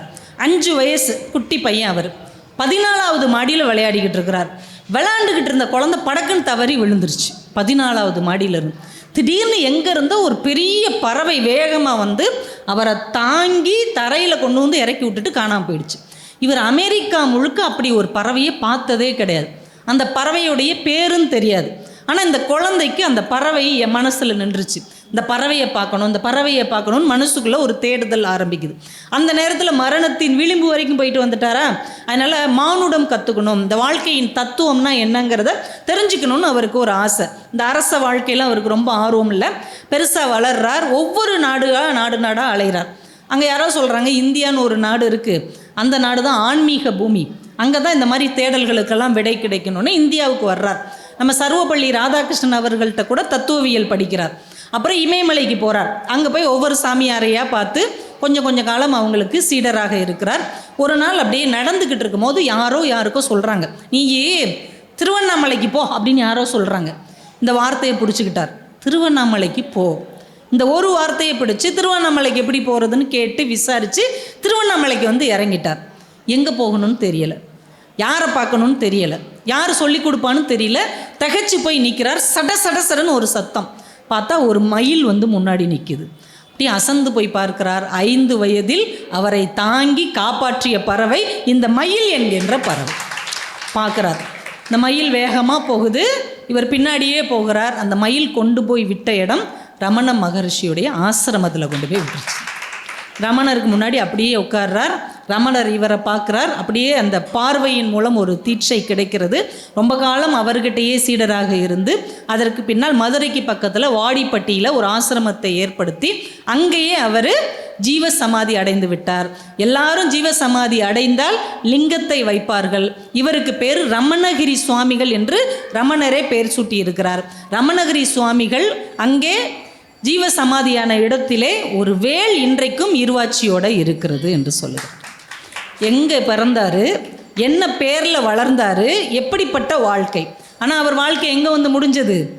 மதுரைக்கு பக்கத்தில். அலெக்சாண்டர் வெஸ்ட்லின் கிடையாது, இனிமேல் அவர் ரமணகிரி சுவாமிகள். அவர் வேல் மூலமாக இன்றைக்கு அவர் சமாதி அடைந்திருக்கிறார். இன்றைக்கி நம்ம மக்கள் போய் அவரை வழிபாடு செய்கிறார்கள் என்றால் நம்முடைய விதி எங்கே தொடங்கினாலும் அதை எங்கே கொண்டு வந்து முடிக்க வேண்டும் என்பது முருகப்பெருமான் கைகளில் இருக்கிறது. அதை முழுசாக நம்பி ஒப்படைச்சிட்டோம்னா அவன் அந்த பாதையை பார்த்து கொள்வான். அந்த நம்பிக்கை நமக்குள்ளே வேண்டும். எவ்வளோ ஆச்சரியம்! இது கதை கிடையாது. இது நிஜமாக நடந்த வரலாறு. 1921 அங்கே பிறந்தவர் இங்கே வந்து ரமணகிரி சுவாமிகளாக மாறி இங்கே வாடிப்பட்டிக்கிட்ட அவர் ஜீவசமாதி அடைந்திருக்கிறார் என்றால் ஒவ்வொருவர் வாழ்க்கையின் பயணத்தையும் இப்படித்தான் போக வேண்டும் என்று வழிகாட்டுகிற முருகப்பெருமானுக்கு பக்கத்தில் உட்காந்து அவர்கிட்ட நம்மை ஒப்படைத்து விட்டால் அவர் சரியான வழியை காட்டுவார். அந்த வேல் இருக்கிறது, எனக்கு எந்த வினையும் இல்லை என்கின்ற நம்பிக்கை நமக்குள்ளே வேண்டும். அப்துல் காதர் அப்படின்னு எங்கள் கூட பட்டிமன்றங்கள்லாம் பேசுவார். ஒரு பெரிய கவிஞர் அவர் முருகனை பற்றி ஒரு கவிதை எழுதினார். அவர் பேரே உங்களுக்கு தெரியும், அப்துல் காதர். அவர் முருகனை பற்றி கவிதை எழுதுகிறார். முருகா, நீ எங்கள் தேசிய கடவுள். முருகன் தேசிய கடவுளா? அடுத்து சொல்கிறார், முருகா, நீ எங்கள் தேசிய கடவுள். எங்கள் தேசிய கொடியில் உள்ள காவி நிறம் உன் தகப்பன் சிவபெருமானின் செந்நிறம். தேசிய கொடியில் உள்ள வெள்ளை நிறம் உன் ஆலயத்தில் தருகிற திருநீற்றின் நிறம். தேசிய கொடியில் இருக்கிற பச்சை நிறம் உன் அன்னை பராசக்தியின் நிறம். நடுவில் உள்ள சக்கரம் உன் தாய்மாமன் விஷ்ணு கையில் இருக்கிற சக்கராயுதம். முருகா, நீ எங்கள் தேசிய கடவுள். உன்னுடைய வாகனம்தான், நீ உலா வருகிற வாகனம்தான் எங்களுக்கு தேசிய பறவை. உன் சகோதரன் ஐயப்பன் உலா வரும் மிருகம்தான், புலிதான் எங்களுக்கு தேசிய விலங்கு. திருச்செந்தூரில் நீ கையில் வைத்திருக்கிற தாமரை தான் எங்களுக்கு தேசிய மலர். முருகா, நீ எங்கள் தேசிய கடவுள் அப்படின்னார். எங்கே கொண்டு போய் நிப்பாட்டியிருக்கிறார் பாருங்க. அப்போ முருகன் நம்முடைய இந்தியாவே காக்கிற வல்லமை படைத்த கடவுள் என்று ஒரு இஸ்லாமிய சகோதரே சொல்லுகிறார் என்றால் அவன் எல்லாருக்கும் பொதுவானவன். அதனால தான் அருணகிரிநாதரால் எழுத முடிந்தது மயிலேறும் ராவுத்தர் என்று எழுதினார்.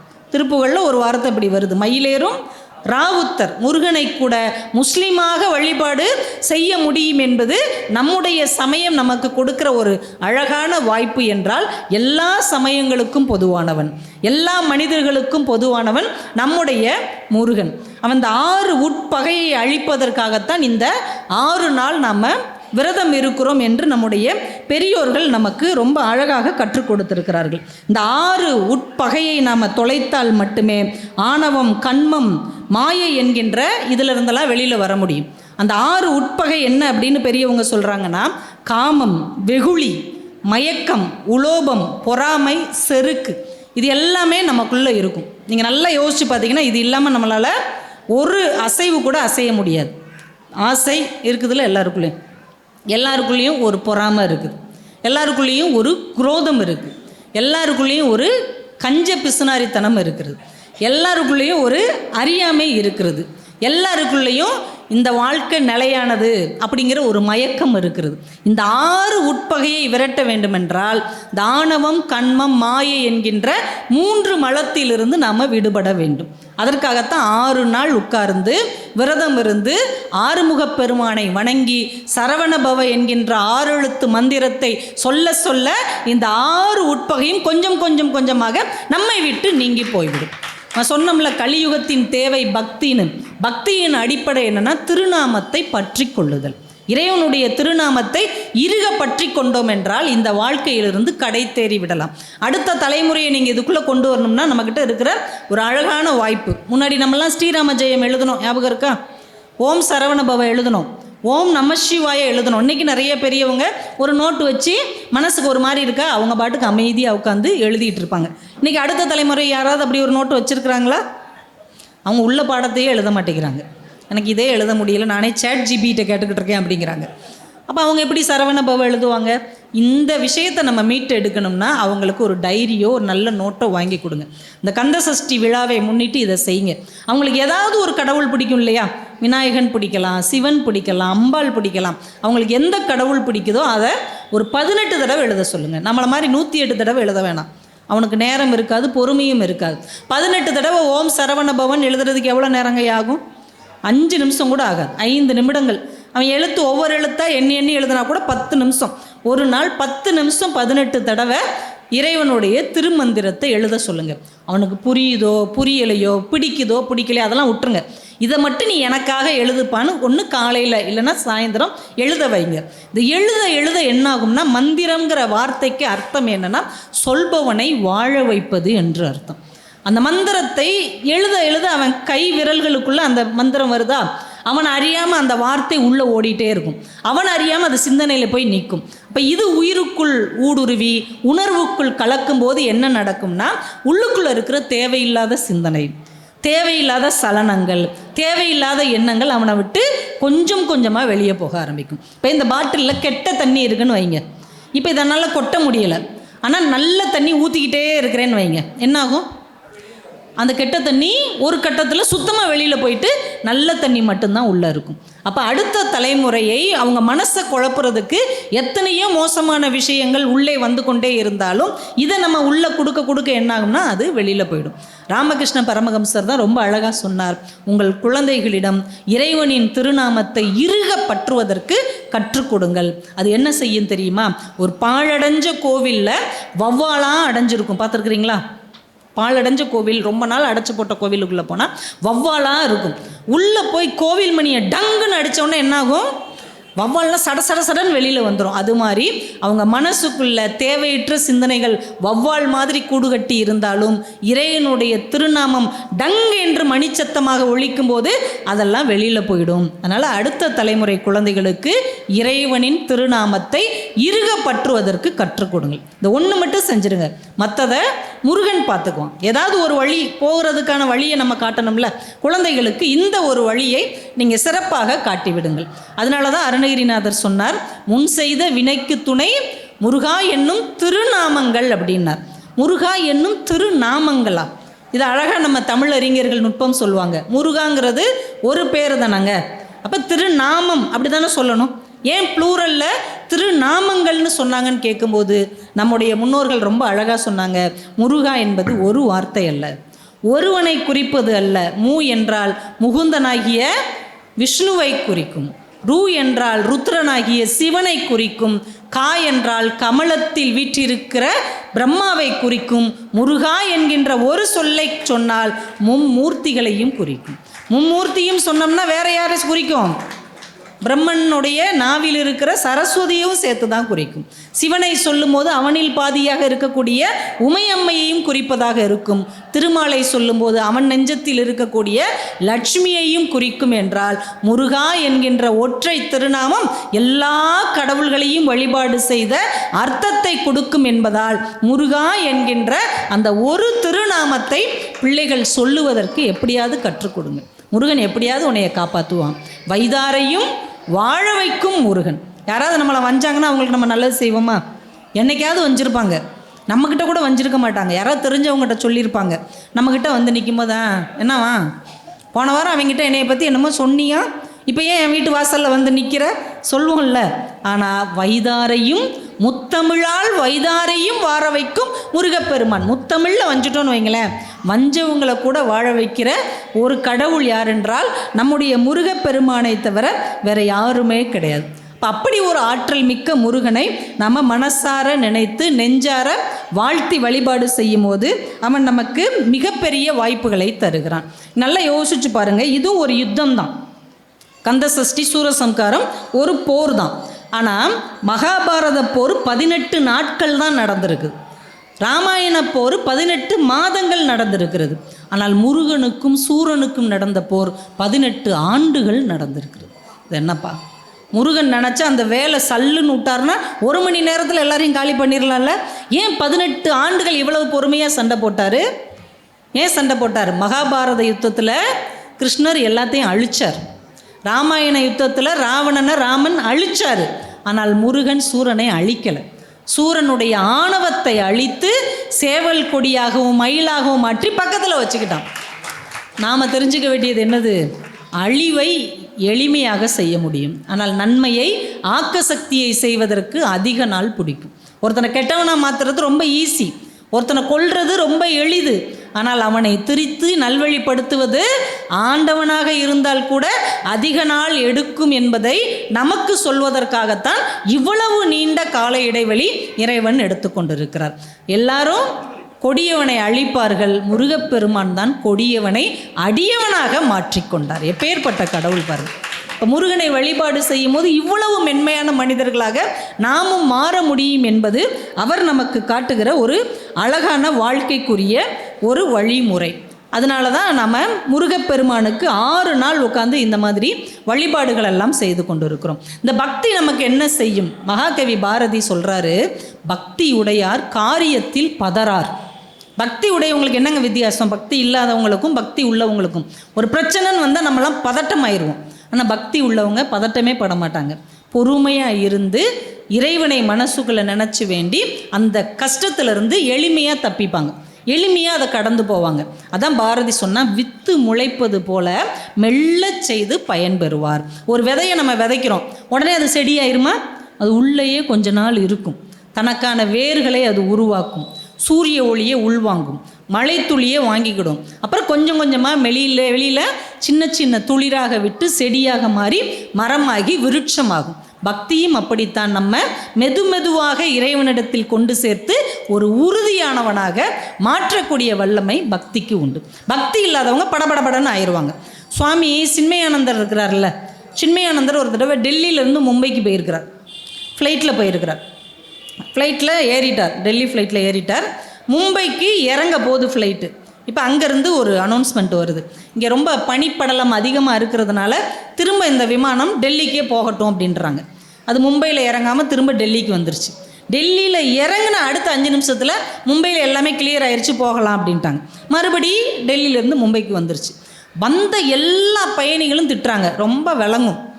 நம்மளே ஒரு அவசரத்துக்கு தானே ஃப்ளைட்டில் வர்றோம்.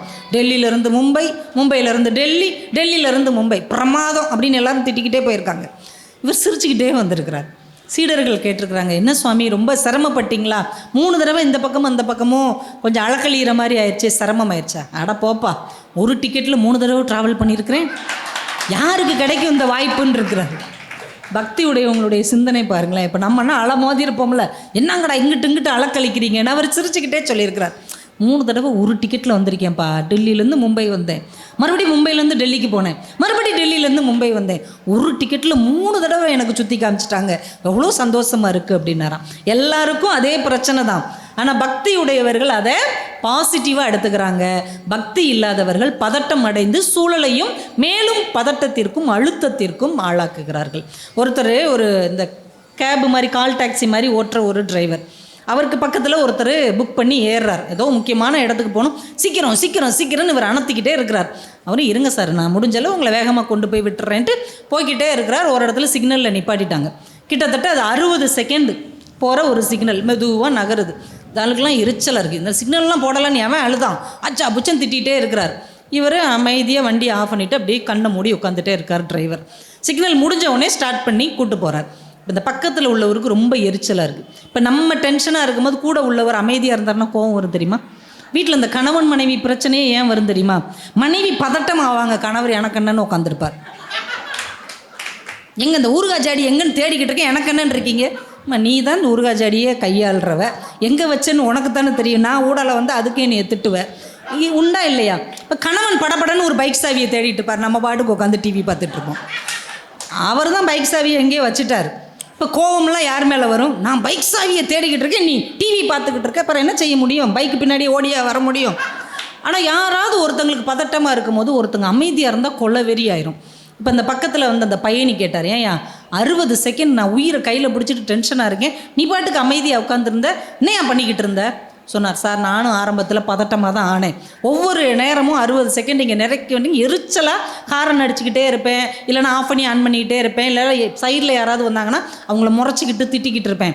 பிறகு தான் யோசித்தேன், என்ன செஞ்சாலும் அந்த 60 செகண்ட் வெயிட் பண்ணி தான் ஆகணும். யாரும் நம்மளை தூக்கிட்டு போய் அங்கே நிப்பாட்ட மாட்டாங்க.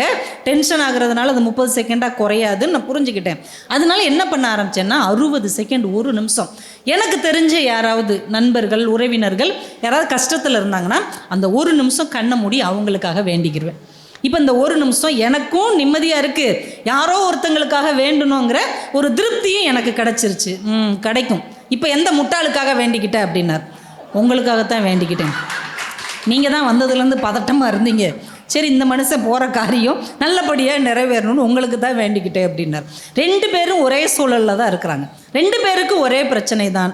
ஆனால் இறைவனை நம்புகிறவர்கள், பக்தியில் ஆழமாக இருக்கிறவர்களுக்கு இருக்கிற பக்குவம் அவங்களுக்கு இருக்காது. இப்போ பக்தி நமக்கு என்ன தரும்? நடக்கிறது நடந்து தான் ஆக போகுது. பதட்டம் ஆகிறதுனால ஒன்றும் ஆக போகிறதில்ல. பரபரக்க வேண்டாம் பலகாலும் சொன்னேனேன்னு பட்டினத்தார் சொன்னார் இல்லையா? பரபரத்து ஒன்றும் ஆக போகிறதில்ல. பட்டினத்தார் உங்களுக்கே தெரியும், பூம்புகாரில் வணிகர் சங்கத்தின் தலைவராக இருந்தவர். அத்தனை கப்பலில் அவருக்கு செல்வம் இறங்கும்.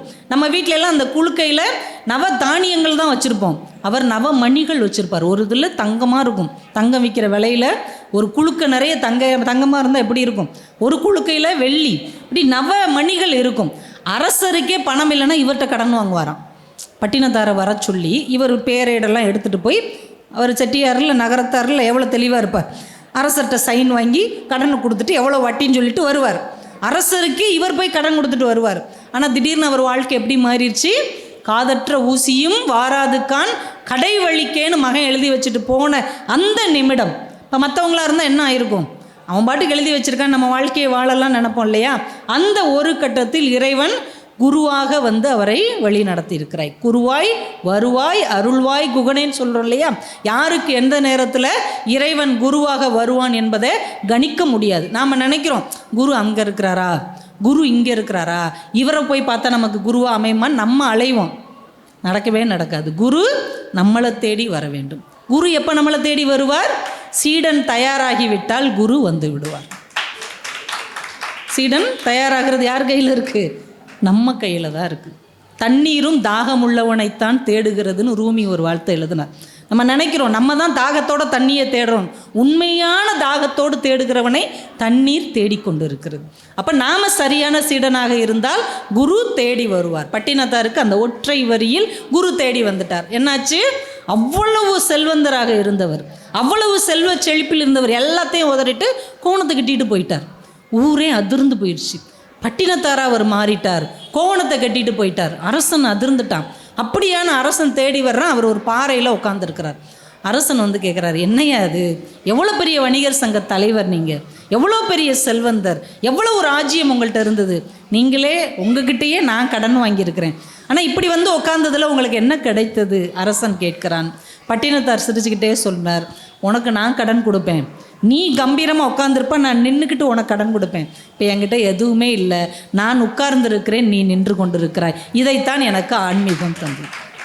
எல்லாமே வேணும் வேணும் வேணுங்க முறைக்கு தான் ஒருத்தங்களை போய் நம்ம சார்ந்து இருக்கணும். எனக்கு எதுவுமே தேவையில்லை என்று பற்றற்றான் பற்றினை பற்றி விட்டோம் என்றால் எல்லா பற்றும் நம்மள்கிட்ட இருந்து ஓடி போயிடும்.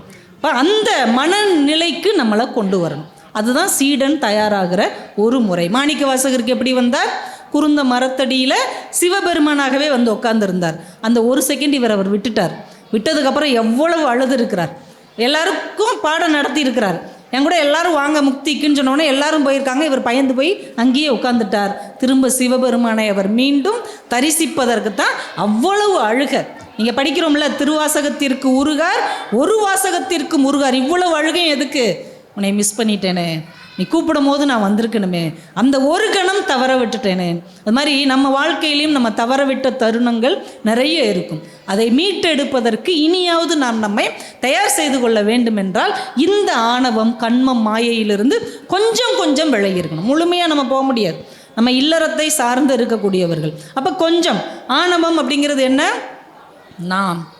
நான் யார் தெரியுமா, என்கிட்ட எவ்வளோ இருக்குது தெரியுமா, நாங்கள் எப்பேற்பட்டவங்க தெரியுமான்னு ஒரு பெரிய லிஸ்ட் இருக்கு இல்லையா, அதிலிருந்து கொஞ்சம் தள்ளி நிற்கணும். எப்பேற்பட்ட பட்டினத்தார் என்ன ஆனார், எப்பேற்பட்ட மிகப்பெரிய மனிதர்கள்லாம் எந்த இடத்துக்கு போனாங்க, இது எல்லாத்தையுமே படிச்சிருக்கோம் இல்லையா. அப்போ கொஞ்சம் தாமரை இலையிலே தண்ணீர் எப்படி இருக்கும், தாமரை இலையிலையும் இருக்கும், ஒட்டிக்கிட்டும் இருக்காது. அந்த ஒரு மனநிலைக்கு குறிப்பிட்ட வயதுக்கு அப்புறமாவது கொஞ்சம் ஒதுங்கிடணும். போயிட்டே இருங்கப்பா, நான் என் வழியை பார்த்துட்டு போயிட்டே இருக்கிறேன். அந்த நான் அப்படிங்கிற எண்ணத்திலிருந்து என்னுடையது என்கின்ற அகங்காரத்திலிருந்து நம்ம கொஞ்சம் விடுபட பழகி விட்டோம் என்றால் நாம் அடுத்த அடிக்கு நகண்டுட்டோம் அப்படின்னு அர்த்தம். அதை ஒரு குட்டி கதையின் மூலமாக சொல்லுவாங்க. ஒரு ராஜா மந்திரியோட தேரில் போயிட்டுருக்கிறார். எதிர்க்க ஒரு துறவி அவருடைய சீடர்களோடு வர்றார். உடனே ராஜா இறங்கி ஓடி போய் துறவி காலில் விழுந்து கும்பிடுறார். துறவி நல்லா இருப்பான்ட்டு போயிட்டார். மந்திரியால் தாங்க முடியலை. நீங்கள் போய் ஒரு பரதேசி காலில் விழலாமா, உங்கள் தலை தரையில் படலாமான்னு புலம்பிக்கிட்டே இருந்தார். அரசர் நல்லா இருந்தாலும் அமைச்சர் நல்லா இருக்க விட மாட்டாங்க. இது இவர் திரும்ப திரும்ப சொல்லிக்கிட்டே இருந்தார். அரசருக்கு எரிச்சல் ஆயிடுச்சு. நீ சும்மாவே இருக்கிறதுனால தான் உனக்கு இப்படிலாம் சிந்தனை போகுதுன்னு நீ ஊருக்குள்ளே போய் ஒரு மனுஷனுடைய தலை ஒரு ஆட்டுடைய தலை, ஒரு புலியோடைய தலையை எப்படியாவது சேகரிச்சுட்டுவான்னு அனுப்பிட்டார். ஒரு நேராக கசாப்பு கடைக்கு போனார். அரசர் கேட்டார்னோடனே ஆட்டு தலையை அவர் கொடுத்துட்டார்.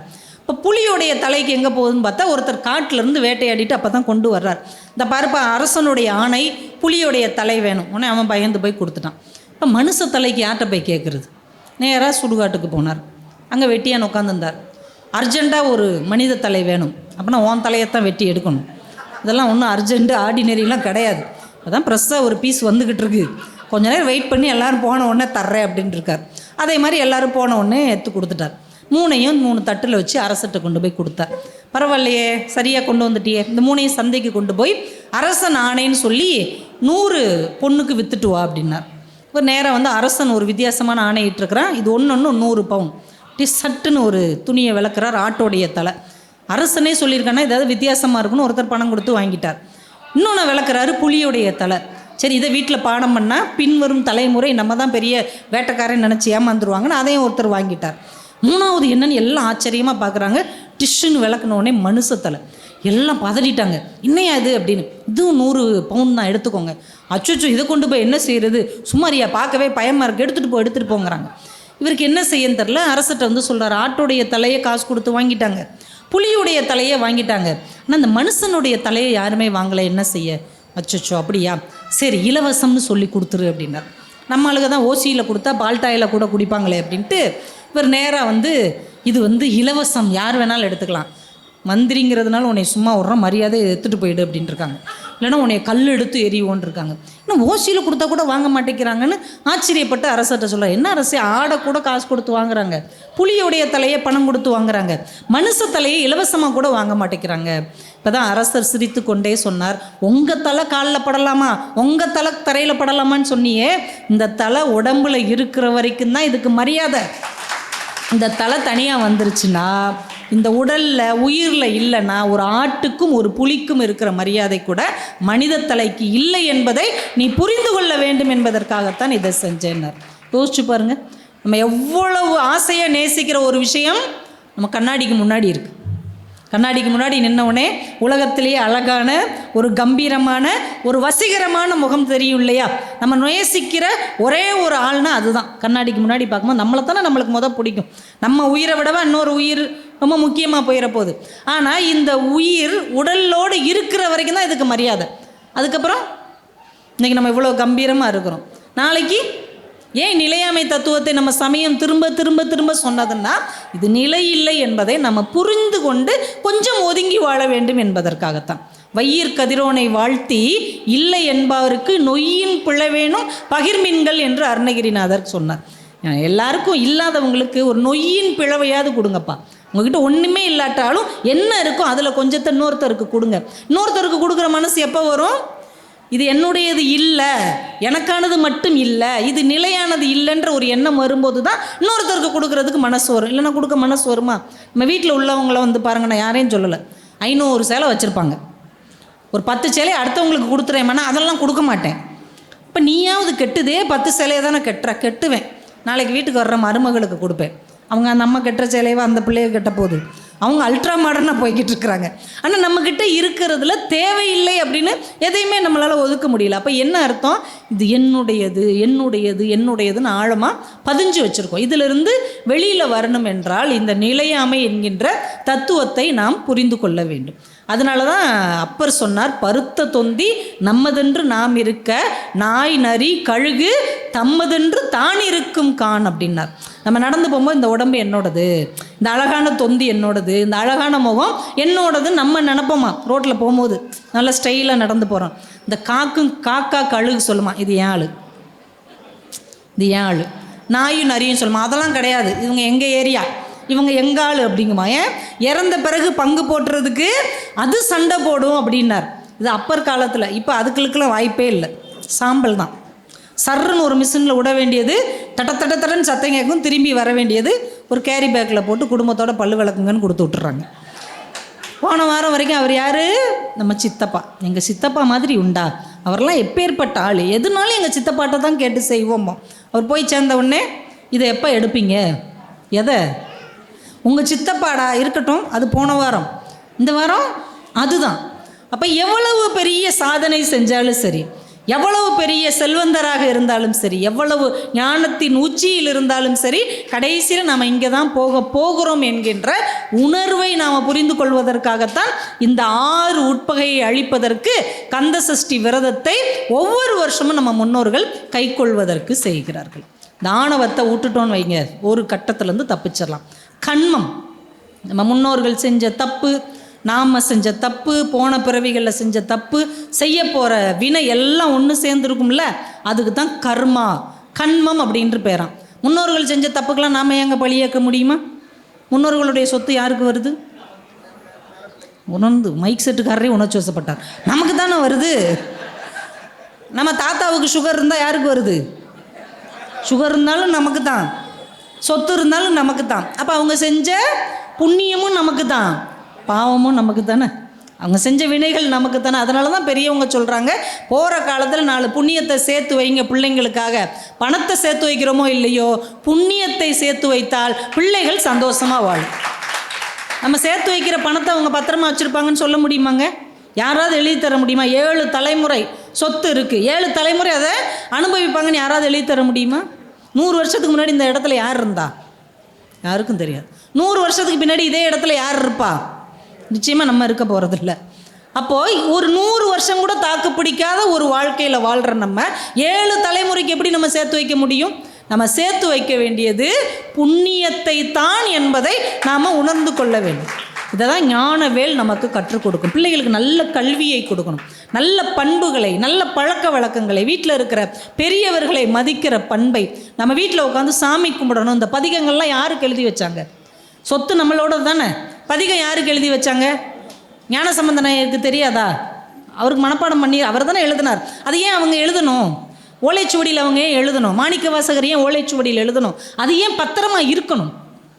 இப்போ 10 வருஷம் முன்னாடி நம்ம படித்த நோட்டு புக்கு நம்மகிட்ட இருக்காங்க, இருக்குதா? நிறைய பேர்கிட்ட இல்லை. ஆனால் 800 வருஷம் 1000 வருஷத்துக்கு முன்னாடி உள்ளவங்க எழுதின பதிகம் ஓலைச்சுவடியிலிருந்து கடந்து வந்து, பேப்பரை கடந்து வந்து, இன்றைக்கி மொபைலில் போட்டால் வருதே. சஷ்டியை நோக்க சரவண பவனான்னு போருங்க, பால தேவராயன் எழுதியதுன்னு வந்துடுது. எவ்வளோ பாட்டு எப்படி வந்துச்சு? இப்போ இது நமக்காகத்தானே தரப்பட்டிருக்கிறது. இப்போ நமக்காக தரப்பட்ட சொத்தை நம்ம எடுத்து பயன்படுத்தியிருக்கிறோமா? எல்லாமே ஆதாரபூர்வமாக நிரூபிக்கப்பட்டது. பாலதேவராயன் திருச்செந்தூருக்கு போகிறார், தீராத வயிற்று வலியால் துடிக்கிறார். எந்த ஆஸ்பத்திரிக்கு போய் சரியாகலை, எந்த வைத்தியர்களையும் தீர்க்க முடியலை, செத்துடலான்னு முடிவு பண்ணார். அப்போ தான் ஒருத்தர் சொன்னார், 6 நாள் கந்த சஷ்டி விழா நடக்குது, சாகணும்னு நினச்சிட்டார், 6 நாள் விரதம் இருந்துட்டு அப்புறம் போய் சாவுப்பா அப்படின்ட்டார். சரின்னு இவரும் கூட்டத்தோடு போய் உட்காந்துட்டார். உட்காந்து 6 நாள் விரதம் இருக்கிறார். 6 நாளும் முருகப்பெருமானுக்கு பாதத்தில் உட்காந்து அந்த அழகு முகத்தை தரிசிக்கிறார். பார்க்க பார்க்க உள்ளுக்குள்ளே ஏதோ ஒரு எழுச்சி, உள்ளுக்குள்ளே ஒரு மலர்ச்சி. 6 நாள் முடியும் போது சுத்தமாக வயிற்று வலி சரியாயிருச்சு. அப்போ உட்காந்து எழுதுனது தான் சஷ்டியை நோக்க சரவண பவனர் சிஸ்டருக்கு உதவும்னு எழுதினார். சீடர்களுக்கு உதவுறதுக்கு இந்த சஷ்டியில் உட்காந்தா எல்லா நோயும் தீந்துருன்னு உச்சந்தலையிலிருந்து உள்ளங்கால் வரைக்கும் எழுதியிருக்கிறார்ல. முன்கை 2 முன்னவள் இருக்குன்னு வரிசையாக நீங்கள் கரெக்டாக பாருங்கள். உச்சந்தலையிலேருந்து உள்ளங்கால் வரைக்கும் நோய் தீர்ப்பதற்கு அவர் எழுதினார்னா அவர் என்ன அனுபவிச்சாரோ அதை எழுதியிருக்கிறார். இது எத்தனை பேர் உட்காந்து வாரத்தில் 2 நாள் முழுமையாக படிக்கிறோம்? நம்ம உட்காந்து டிவியில் போட்டு விட்டுட்டு நம்ம வாட்டுக்கு வேலை பார்த்துட்ருக்கோம். என்னென்னா கந்த சஷ்டி கவசம் ஓடிட்டுருக்குதுங்க, அது பாட்டுக்கு அந்த பக்கம் ஓடட்டும், நம்ம பாட்டுக்கு இங்கிட்ட உட்காந்து கதை பேசுவோம். அதை உள்வாங்கி வாசிக்கணும் இல்லைங்க. அப்போ இந்த பதிகம் இது நமக்கானது தானே. எல்லாத்துக்கும் பின்னாடி பாருங்களேன் ஒரு காரண காரியம் அவங்க வாழ்க்கையில் அனுபவிச்சது தான். ஸ்ரீவைகுண்டம் தாண்டி தானே நம்ம திருச்செந்தூர் போகிறோம். ஸ்ரீவைகுண்டத்தில் சண்முக கவிராயர்னு ஒருத்தர் இருந்தார், பெரிய சொற்பொழிவாளர். ஊரில் போய் அப்படி சொற்பொழிவு பேசினார்னா கூட்டம் அப்படியே அலாலையாக வந்து உட்காரும். எங்களுக்கு கொடுக்குற மாதிரி பணம் கொடுக்க மாட்டாங்க, தங்க காசுகள் கொடுப்பாங்க. பேச்சாளர்களுக்கு இங்கேயா பொற்காசுகள் கொடுப்பாங்க. சும்மா சொன்னேன், ஐயா பதட்டமாகறாரு. ஐயோ இப்படி தெரிஞ்சிருந்தா இவளை கூப்பிட்டுருந்துருக்கவே மாட்டேன். அப்படிப்பட்ட பேச்சாளர்னு வைங்களேன். அன்னைக்கு வாழ்க்கையும் அப்படி தானே இருந்தது, எல்லாத்துக்கும் பொற்காசு கொடுத்தாங்க. அப்பேற்பட்டவருக்கு ஒரு குழந்தை பிறக்குது. ரொம்ப நாளாக இறைவனை வேண்டி ஒரு குழந்தை பிறக்குது. குமரகுருபரன் பேர் வச்சுட்டாங்க. 5 வயசாகியும் பேசலைங்க. பேச்சாளர் புள்ள பேசலைன்னா எப்படி பேசும் இந்த சமூகம்? இவன் தான் ஊருக்கு போய் பேசுகிறான், அது பாரு 5 வயசாகி பேனுக்கிட்டு இருக்குது அப்படின்னு கேலி, கிண்டல், அவமானம், ஏளனம் தாங்கவே முடியல. கணவனும் மனைவி முடிவு பண்ணிட்டாங்க, முருகன் தானே அந்த பிள்ளையை கொடுத்தான், பேச்சு அவன் தானே கொடுக்கணும், போவோம் அவன் சன்னதியில் 40 நாள் இருப்போம். வழிபாடு செய்வோம். பேச்சு வந்ததுன்னா நம்ம வாழ்வோம், இல்லைனா அவனை முருகனே பார்த்துக்கிட்டு நம்ம கடல் உளுந்து செத்துருவோன்ட்டு போயிட்டாங்க. பிள்ளையை கூட்டுட்டு போயிட்டாங்க. 40 நாள் கோவில் பிரகாரத்திலே இருக்கிறாங்க. அங்கே கொடுக்குற பிரசாதத்தை சாப்பிட்டுக்கிட்டு அந்த கோயில் திருப்பணி செஞ்சுட்டு இந்த குட்டி பையன் சந்தோஷமாக அர்ச்சகர்களோட அங்கே போகிறான் இங்கே போகிறான், திருநீரை பூசிக்கிட்டு அது பாட்டுக்கு ஜாலியாக இருக்குது. 40வது நாள் பேச்சு வரலை. இரவு நேரம் குழந்தை நல்லா தூங்கிக்கிட்டு இருந்தது. திடுக்குன்னு முழிச்சு பார்க்குது, யாரோ எழுப்பி விட்ட மாதிரி. அம்மாவையும் காணும் அப்பாவையும் காணும். எந்திரிச்சு சுற்றி சுற்றி தேடி பார்க்குது. தூரத்தில் கையை கோர்த்துக்கிட்டு 2 பேரும் கடலுக்குள்ளே இறங்கிட்டாங்க. இந்த குழந்தை தன்னை அறியாமல் அம்மா அப்பான்னு கத்திருச்சு. அவ்வளவு அலை சத்தம், காற்று சத்தத்தையே மீறி அவங்களுக்கு கேட்டுருச்சு. ஐயோ என் புள்ள பேசிருச்சுன்னு ஓடி வந்த அந்த குழந்தையை அள்ளி எடுத்து, யாருப்பா உனக்கு பேச கொடுத்ததுன்னு உடனே கந்தர் கழிவென்பா அந்த இடத்துல 5 வயசு குழந்தை பாடுகிறது. திருச்செந்தூர் முருகப்பெருமான் மேலே பாட்டு பாடுது. இனிமேல் முருகன் வாழ்க்கையை கொடுத்துட்டான், இனி நம்ம வாழ்க்கை முருகனுக்குத்தான்னு இந்த குழந்தையை ஒவ்வொரு கோவிலுக்காக அழைச்சிட்டு போகிறாங்க. மதுரை மீனாட்சி அம்மன் கோவிலில் மீனாட்சி பிள்ளைத்தமிழ் பாடுகிறது. குருபரர் பாடுறார். மீனாட்சி அம்மையை குழந்தையாக மாற்றி பாடுறார். அவள் தவண்டா எப்படி இருக்கும், அவள் கை தட்டி சப்பானி பருவம் கொண்டாடினா எப்படி இருக்கும், கீரை பருவம் 10 பருவத்தையும் அவர் பாடுகிறார். திருமலை நாயக்கர் மன்னர் உட்காந்து கேட்டுக்கிட்டு இருக்கிறார். திடீர்னு ஒரு குழந்தை அவர் மடியில் உட்காந்து கேட்டுக்கிட்டு இருக்கு. யாருக்குமே தெரில, யார் வீட்டு பிள்ளை அது பாட்டுக்கு உரிமையாக அரசர் மடியில் உட்காந்துருக்கு. அது பாட்டுக்கு சபாஸ் அப்படித்தானுக்கிட்டு இருக்குது. இவராலே ஒன்றுமே சொல்ல முடியல. பாட்டு முடிகிற நேரத்தில் முத்து மாலையை கழட்டி அந்த பையனுக்கு போட்டுட்டு குடுகுடுன்னு அந்த குழந்தை ஓடி போகிறது. ஓடி போய் மறைந்த இடம் மீனாட்சி அம்மன் கோயில் கருவறை. அம்பாலே உட்காந்து கேட்டிருக்கா. யாருடைய பாட்டை? 5 வயசு வரைக்கும் பேச்சு வராத ஒரு குழந்தையின் பாட்டை அம்பாள் கேட்டிருக்கிறாள் என்றால் அந்த முருகப்பெருமானின் மேல் முழு நம்பிக்கையும் வைத்து அங்கே போனவர்கள் அது அறிந்தது. இவர் தான் சகலகலா வள்ளி மாலை பாடினார். காசியில் நம்ம தமிழர்களுக்கு இன்னைக்கு நகரத்தார் சமூகம் அவ்வளவு அழகாக ஒரு மடத்தை கட்டி எல்லாருக்கும் குறைந்த பணத்தில் சாப்பாடும் தங்குறதுக்கு இடமும் கொடுக்குறார்கள். ஆனால் அன்னைக்கு தமிழர்களுக்குன்னு இடமே இல்லை. அப்போ இந்த தமிழர்களுக்கு ஒரு இடத்த உருவாக்கணும்னு மடத்திலிருந்து இவருக்கு ஒரு ஆணை வருகிறது. குமரகுருபரர் போகிறாரு. அங்கே இந்துஸ்தானியில் தான் பேச முடியும், உங்கள் தமிழ் அவங்களுக்கு புரியாதுன்னு உடனே முதல் நாள் இரவு அம்பாளை நினைத்து அவர் பாடினது தான் சகலகலா வள்ளி மாலை. இங்கே இருக்கிற பெரியவங்களுக்கெல்லாம் சொல்கிறேன், உங்கள் பிள்ளைகளோ பேரம் பேத்தியிலையோ கல்வியில் கேள்வியில் விளையாட்டில் கலைகளில் வேலையில் முன்னேறணும்னா சகலகலா வள்ளி மாலை பாடுங்க. இங்கே டெய்லி ஒரு தடவை பாடிடுங்க. முடிஞ்சால் அவங்களையும் உட்கார வச்சு பாட வச்சிட்டிங்கன்னா அவங்க எதை நோக்கி நகருகிறார்களோ அந்த லட்சியம் நிச்சயம் நிறைவேறும். நீங்கள் பாடி அது நடக்கலைன்னா நீங்கள் என்கிட்ட கேளுங்க, நான் ராஜபாளையத்தில் தான் இருந்தேன். இது சத்தியம், அதை நான் சொல்லலை, குமரகுருபரரே சொல்லியிருக்கிறேன். வெண் தாமரை கன்றி நின்பதம் தாங்க என் வெள்ளை உள்ள தண்டாமரைக்கு தகாது கொளோ சகமேலும் அழித்து உண்டான் உறங்க ஒளித்தான் பித்தாக உண்டாக்கும் வண்ணம் கண்டான் சுவைக்கொள் கரும்பே சகலகலா வள்ளியன் அந்த பாட்டு ஆரம்பிக்கும். மண் கண்ட வெண்குடை கீழாக மேற்பட்ட மன்னரும் என் பண் கண்ட அளவில் பணியச் செய்வாய் படைப்பேன் முதலார் விண்கோடி உண்டேனும் விளம்பில் உன்போல் கண்கண்ட தெய்வம் உள்ளதோ சகலகலா வள்ளியன் முடிப்பார். இந்த 10 பாட்டை வீட்டில் உட்காந்து உளமாற பாடுனீங்கன்னா பிள்ளைங்க கல்வியில் விளையாட்டில் அவங்க எந்த கலைகளில் முன்னேறணும்னு நினைக்கிறாங்களோ அந்த கலை அப்படியே அவங்களுக்கு சேரும். இது குமரகுருபரர் சொன்ன வாக்கு. இதை நீங்கள் பாடுறவங்க அவங்க என்ன கலையில் இருந்தாலும் நம்பர் 1 வருவாங்க. இதெல்லாமே அவங்க அனுபவித்து எழுதுனது தானே. இது யாரும் சொல்லி கொடுத்து அவங்க எழுதலை, யாருக்காகவும் எழுதி தரலை. அவங்க வாழ்க்கையில் அவங்க எதை உணர்ந்து இறைவனுடைய அருளை அடைந்தார்களோ அதை நமக்கு எழுதி வைத்து விட்டு போயிருக்கிறார்கள் என்றால் இது நம்ம கையில் கிடச்சிருச்சுல. இது கிடைக்கலன்னா நமக்கு வருத்தப்படலாம், நம்ம கையில் கிடச்சிருச்சு. எங்கெங்கேயோ தாண்டி இத்தனை ஆட்சிகளை தாண்டி இத்தனை சமயத்தை சார்ந்தவர்களுடைய படையெடுப்புகளை தாண்டி நம்ம கைக்கு வந்துருச்சு. ஆனால் இது பயன்படுத்தாதது யாருடைய தவறு? நம்முடைய தவறு தானே. அப்போ இது அடுத்த தலைமுறைக்கு நம்ம கொண்டு போய் சேர்க்கணும். இது பாலதேவராயன் பாடினது, இந்த சண்முக கவசம் பாம்பன் சுவாமிகள் பாடினது, இது இவர் வாழ்க்கையில் முன்னேறியது. எங்கள் ஊர் பக்கத்தில் கோவில்பட்டின்னு ஒரு ஊர் இருக்குது, கேள்விப்பட்டிருக்கீங்களா? இந்த கடலை மிட்டாயெல்லாம் விற்பாங்க. அங்கே ராமையான்னு ஒருத்தர் ஈபியில் வேலை பார்த்துருக்கிறார், மின்சாரத்துறையில் வேலை பார்த்துருக்கிறார். திடீர்னு கண் பார்வை குறைஞ்சிக்கிட்டே வந்திருக்கு. நல்ல முருகனை நேசிக்கக்கூடியவர், ஏன்னா பக்கத்தில் தானே திருச்செந்தூர் இருக்குது. ஆனால் கண் பார்வை குறைஞ்சி ஈபியில் வேலை பார்க்குறவங்களுக்கு கண் பார்வை இல்லைன்னா வேலை பார்க்க முடியாதுல்ல, வேலை போயிடுச்சு. இப்போ வீட்டில் வறுமை, சாப்பாட்டுக்கே வழி இல்லாமல் திண்ணையில் அழுதுகிட்டே உட்காந்துருக்கிறார். நம்ம எதுக்கு வாழணும், இந்த வாழ்க்கை எதுக்கு அப்படின்னு நொந்து போய் உட்காந்துருக்கும் போது திடீர்னு ஒரு சன்னியாசி பக்கத்தில் உட்காந்துட்டு, என்னப்பா ராமையா ரொம்ப வேதனையில் இருக்கியோ, இதெல்லாம் நம்ம முன் செஞ்ச பாவத்துடைய பயன்பா, அந்த முருகன் பேரை நீ சொல்லிக்கிட்டே இருக்கேல்ல, சொல்ல சொல்ல இந்த பாவம்லாம் குறைஞ்சிரும்ப்பா. ஒரே ஒரு பாட்டு நான் சொல்கிறேன், உன்னால் எழுத முடியாது உனக்கு பார்வை இல்லாததுனால, நான் சொல்கிறத அப்படியே உள்வாங்கி மனசுக்குள்ளே வச்சுக்கோ, அதை சொல்லிக்கிட்டே இருப்பா, முருகன் உனக்கு ஒரு நல்ல வாழ்க்கை தருவான் அப்படின்னு கந்தர் அனுபூதியிலேருந்து 15வது பாட்டை சொல்லியிருக்கிறார். முருகன் குமரன் குகன் என்று மொழிந்து உருகும் செயல் தந்து உணர்வென்று அருள்வாய் பொறு புங்க வரும் புவியும் பரவும் குறு புங்கவ என் குண பஞ்சரனே அப்படின்ற இந்த 4 வரி தொடங்குறது முருகன் குமரன் குகன் என்று மொழிந்து. இதை நீங்கள் மனசுக்குள்ளே வச்சுக்கோங்க. இந்த பாட்டை அவர் அப்படியே அழுத்தம் திருத்தமாக ஒரு 2 தடவை 3 தடவை சொல்கிறார். இவர் மனசுக்குள்ளே பதிச்சிட்டார், சன்னியாசி போயிட்டார். இவர் அதை திரும்ப திரும்ப திரும்ப சொல்லிக்கிட்டே இருக்கிறார். இவருக்கு மனப்பாட ஆற்றல் அவர் அறியாமையே வருது. யார் என்ன சொன்னாலும் அப்படி மனப்பாடம் பண்ணிடுறார். 1330 குறளையும் உள்வாங்குகிறார். இந்த அஷ்டாவதானின்னு சொல்லுவாங்கள்ல, 8 செயலையும் ஒரே நேரத்தில் செய்வாங்க. பின்னாடி இருந்து ஒருத்தங்க பூவால் தொடுவாங்க, எத்தனை தடவைன்னு சொல்லுவாங்க. இந்த பக்கம் மணி அடிக்கும், இங்கிட்ட ஒருத்தங்க கணக்கு கேட்பாங்க. திருக்குறள்ல இருந்து தலைகீழாக ஒருத்தங்க கேட்பாங்க, ஒருத்தங்க அதிகாரம் சொல்லி கேட்பாங்க, ஒருத்தங்க நம்பர் சொல்லி கேட்பாங்க. 8 காரியத்தை ஒரே நேரத்தில் சொல்லி அதை ஒரு கலையாக மாற்றி நிறைய செல்வம் சேர்ந்துருச்சு. இன்றைக்கி அவருடைய மகன் கனக சுப்புரத்னம் சொல்லி சோடகவதானியாக இருக்கிறார். 16 காரியத்தை ஒரே நேரத்தில் செய்யக்கூடியவராக கனக சுப்புரத்னம் என்று அவருடைய மகன். நிறைய பள்ளிக்கூடத்தில் அவரை பார்த்துருப்பீங்க, அவரே நிறைய புத்தகங்கள் எழுதியிருக்கிறார். இப்போ வறுமையின் பாதாளத்துக்கு போன அந்த குடும்பம் ஒரே ஒரு கந்தர் அனுமூதியில் வரக்கூடிய பாடலை மனப்பாடம் செய்ததால் புகழ், வேள்வி, கலை, வெற்றி, வசதியிலே அவர் ராமையா என்பவர் மிகப்பெரிய முன்னேற்றம் அடைந்திருக்கிறார் என்பது கோவில்பட்டியில் நடந்த வரலாறு.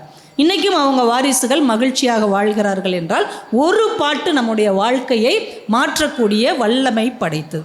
அப்போ இதெல்லாம் நம்ம கையில் கிடச்சிருச்சு, இந்த செய்தியும் நம்மளை சேர்ந்துருச்சு. இனிமேல் என்ன செய்யணும்? அதை இறுக பற்றி கொள்ளக்கூடிய ஒரு ஆற்றலை நமக்குள்ளே வளர்த்து கொள்ள வேண்டும். நம்முடைய பாம்பன் சுவாமிகள் கல்யாணமாகி குழந்தையெல்லாம் பிறந்த பிறகும் இறைவனை மனசு தேடிக்கிட்டே இருக்குது. ஒரு கட்டத்தில் பழனிக்கு வர சொல்லி அவருக்கு ஆணை வருகிறது. இவர் துறவரம் மேற்கொண்டு விட்டார். 73 வயசாயிருச்சு. இதே சென்னையில் தான் இருந்தார். 73 வயசில் அவர் எப்படி இருப்பார்? துறவி, எந்த ஒரு உணவையும் விரும்பி சாப்பிடாதவர், விரதம் இருக்கிறவர், கந்தனையே நினச்சிக்கிட்டு இருக்கிறவர். 73 வயசில் இப்படி ஒல்லியாக இருக்கிறார். தம்புச்செட்டி தெருவில் நடந்து போயிட்டுருக்கிறார். 1920களில் நடந்தது. நடந்து போய்கிட்டு இருக்கிறார். ஒரு குதிரை வண்டி அவர் மேலே மோதிருச்சு. மோதின வேகத்தில் இந்த முட்டி முறிஞ்சிருச்சு. இந்த சென்னையில் இருக்கிற ராஜீவ்காந்தி மருத்துவமனை, பொது மருத்துவமனை இருக்குல்ல, அங்கே கொண்டு போய் அவரை சேர்த்துட்டாங்க. மருத்துவர் சொல்கிறார், ஒன்று வயசாயிருச்சு, எலும்பு சேர்றது கஷ்டம், இன்னொன்று இந்த எலும்பு சேர்றதுக்கான சில உணவுகள் நம்ம சொல்லுவோம், அதை இவர் சாப்பிட மாட்டார். இவர் கடும் விரதம் மேற்கொள்ளுகிறார். அதனால் இவரை இனிமேல் காப்பாற்ற முடியாது. முட்டி இப்படி தான் இருக்கும், படுத்த படுக்கையாக தான் இவர் இனிமேல் வாழணும். ஒரு 10-15 நாள் வேணால் நாங்கள் இந்த குளுக்கோஸு இந்த மாதிரிலாம் ஏற்றி உடம்பை வேணால் தேற்றி அனுப்புகிறோன்ட்டு போயிட்டாங்க. இப்போ இவர் அங்கேயே இருக்கிறார். ஒவ்வொரு நாளும் சண்முக கவசத்தை அவரே இயற்றி அவர் பாடுறார். அதுவும் கந்தசஷ்டி கவசம் மாதிரியான ஒரு கவசம் தான். முருகன் தான் என்னைய இந்த இடத்த பாதுகாக்கணும், இந்த இடத்த பாதுகாக்கணும், உடலின் ஒவ்வொரு உறுப்பையும் சொல்லி சொல்லி சொல்லி பாடிட்டே இருக்கிறார். 10வது நாள் அவருடைய சீடர்கள் வர்றாங்க. அங்கே 2-3 மயில் போய்கிட்டு இருக்கு அவர் இருக்கிற வார்டில். மறுநாள் இவரே உணர்றார், பக்கத்தில் ஒரு அழகான குழந்தை, ஒரு ஆண் குழந்தை, ஒரு குமரனாக படுத்திருக்கிறான், ஒரு குட்டி பையன் படுத்திருக்கிறான். அதை இவர் உணர்றார். 15வது நாள் இவர் ஆஸ்பத்திரியை விட்டு வெளியில் வரணும். அவருடைய கால்களை சுற்றி முருகனுடைய வேல் வைத்து கெட்டின மாதிரி ஒரு தோற்றம் தெரிஞ்சிருக்குது. 16வது நாள் அவரே எந்திரிச்சு வீட்டுக்கு வந்துட்டார்.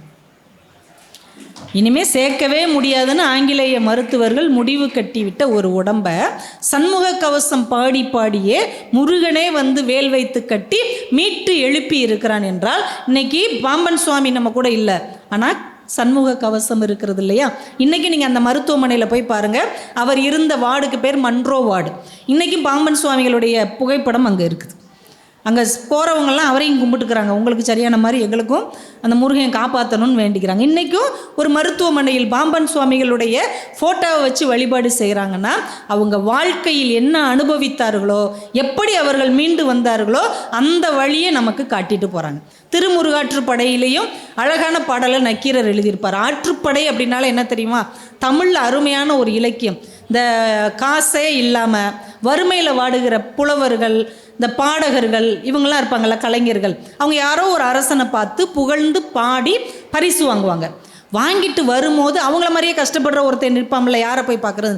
அங்கே போய் அவரை பார், அவர் எனக்கு இவ்வளோ கொடுத்தார், உனக்கும் கொடுப்பார்னு ஆற்றுப்படுத்துகிற ஒரு இலக்கியம் தமிழில் மட்டும்தான் இருந்திருக்கிறது. இன்றைக்கி நம்ம அப்படி செய்வோமா? நம்ம ஊரில் ஒரு பெரிய பணக்காரர் இருக்கிறார், நம்ம அவரை போய் பார்க்குறோம், நமக்கு நிறைய பணம் கொடுத்து நல்லாருன்ட்டார். நம்ம வந்து பக்கத்து வீட்டுக்காரனை கூப்பிட்டு எனக்கு அவர் கொடுத்தாரு, நீயும் இப்போ உனக்கும் கொடுப்பாருன்னு யார்ட்டாச்சும் சொல்லுவோமா? அந்த பணக்காரரே சொல்லி விட்றாருன்னு வைங்க, என்கிட்ட இன்னும் நிறையா இருக்குப்பா, உன்னை மாதிரி கஷ்டப்படுறவங்க இருந்தால் ஒரு 5-6 பேரை அனுப்பு அப்படின்னு சொன்னால் கூட நம்ம என்ன சொல்லுவோம்? இதோடு தீர்ந்து போச்சான். அவர் சொன்னார், இனிமேல் ஒருத்தனும் வீட்டு பக்கம் வரக்கூடாது, வந்தால் மூஞ்சிலே உடச்சிடுவேன்னு சொல்லிட்டாருப்பா, அந்த பக்கம் போயிடாதீங்க. இதானங்க மனித குணம்.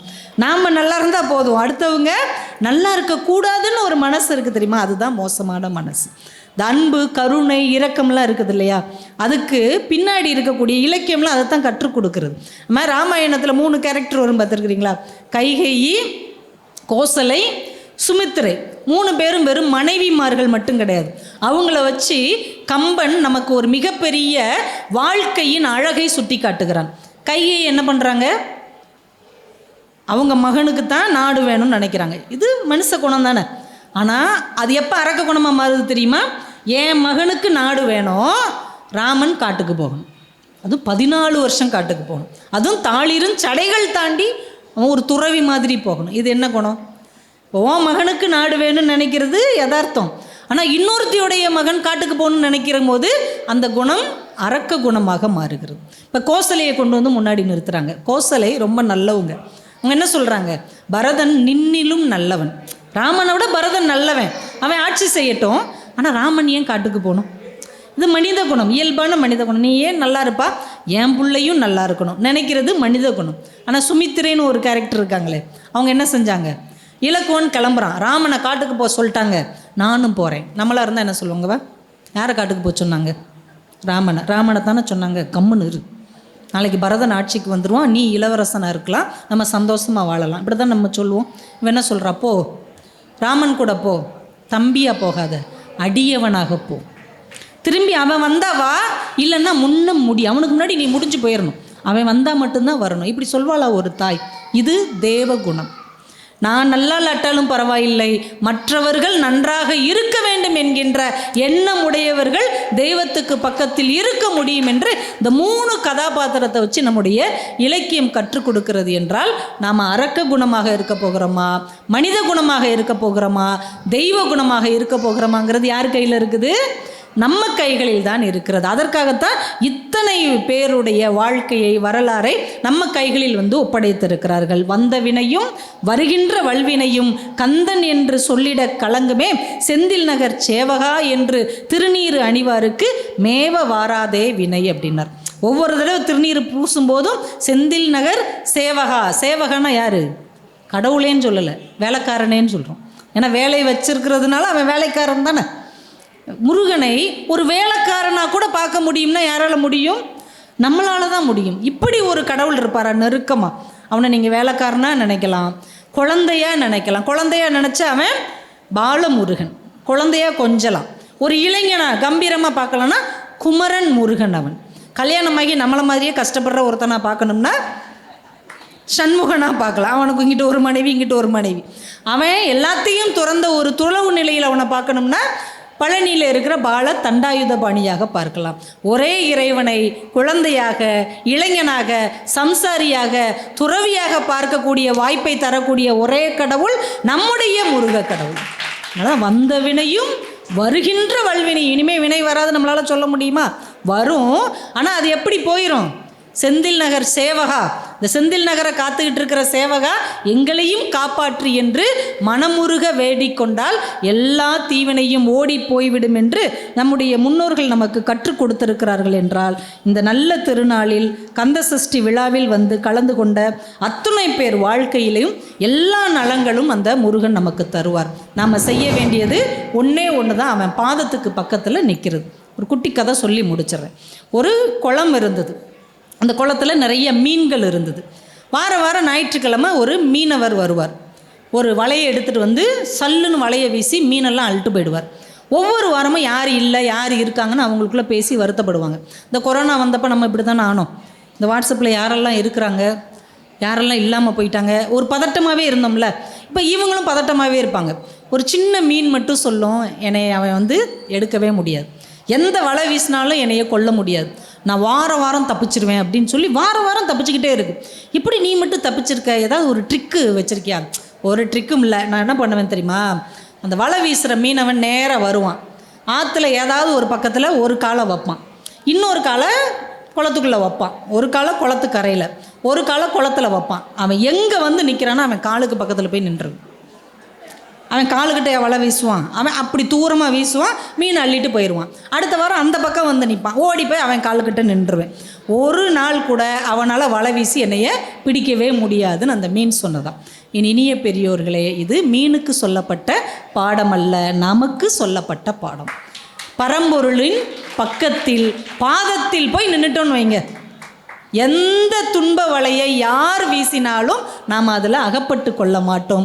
ஏனென்றால் இந்த பிறவி பெருங்கடலை கடந்து கொள்ளக்கூடிய படகோட்டி திருச்செந்தூர் முருகனாக கடலுக்கு பக்கத்திலேயே இருக்கிறான் நம்மை ஆட்கொண்டு அருளை என்பதால் இந்த 6 நாள் கந்த சஷ்டி விழாவில் இந்த கோவிலுக்கு வந்தவர்கள் முருகனை ஒரு நேரமாவது முருகா என்று சொல்லி வாயார மனமாற வாழ்த்தியவர்கள், ஒருவேளை விரதம் இருந்தவர்கள், வீட்டில் விளக்கு பொருத்தி கந்த சஷ்டி கவசத்தையோ அல்லது முருகன் இறைவன் சார்ந்த ஏதாவது ஒரு பதிகத்தையோ பாடியவர்கள் இந்த ஆலயத்தில் வந்து உங்கள் பொன்னான நேரத்தை முருகனுக்காக தந்த உங்கள் அத்துணை பேருடைய வாழ்க்கையிலும் நல்ல கல்வியும் அழியாத செல்வமும் நிறைந்த மகிழ்ச்சியும் குடும்பத்தில் எந்த குழப்பமும் இல்லாத நிம்மதியான சூழலும், திருமணமாகாத பிள்ளைகளுக்கு நல்ல வரனும், குழந்தை இல்லாதவர்களுக்கு முருகனைப் போலவே ஒரு அழகான நல்ல குழந்தை பேரும், நல்ல வீடும், நல்ல தொழில் முன்னேற்றமும், நினைத்த நல்ல விஷயங்களெல்லாம் நினைத்தபடி நடக்கக்கூடிய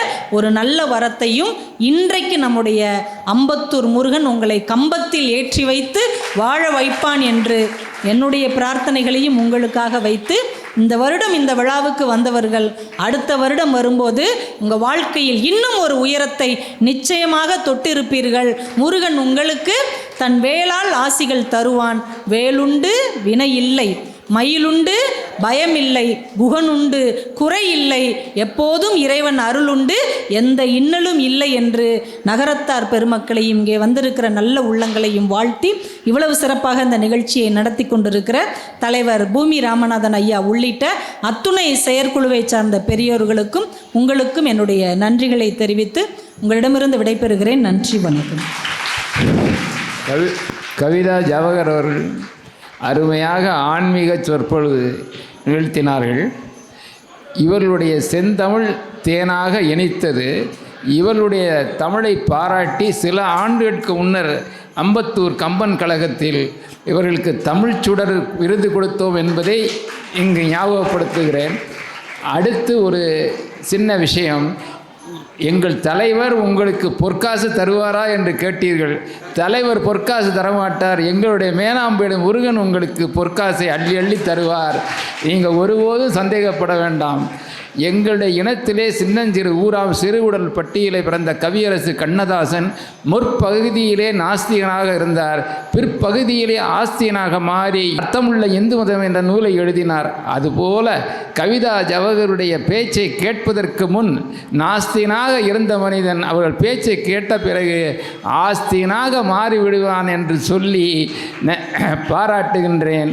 கவிதா ஜவஹருடைய ஆன்மீக பேச்சு உலகெல்லாம் பரவி எல்லா நாடுகளில் இருக்கும் எங்களுடைய வாரிசுகளெல்லாம் உங்கள் தமிழை கேட்டு வளர வேண்டும், ஆன்மீக பற்று உண்டாக வேண்டும் என்று சொல்லி கோடான கோடி நன்றி சொல்லி எங்களுடைய கந்த சஷ்டி குழுவில் சொல்லுகின்றோம். நன்றி, நன்றி, நன்றி.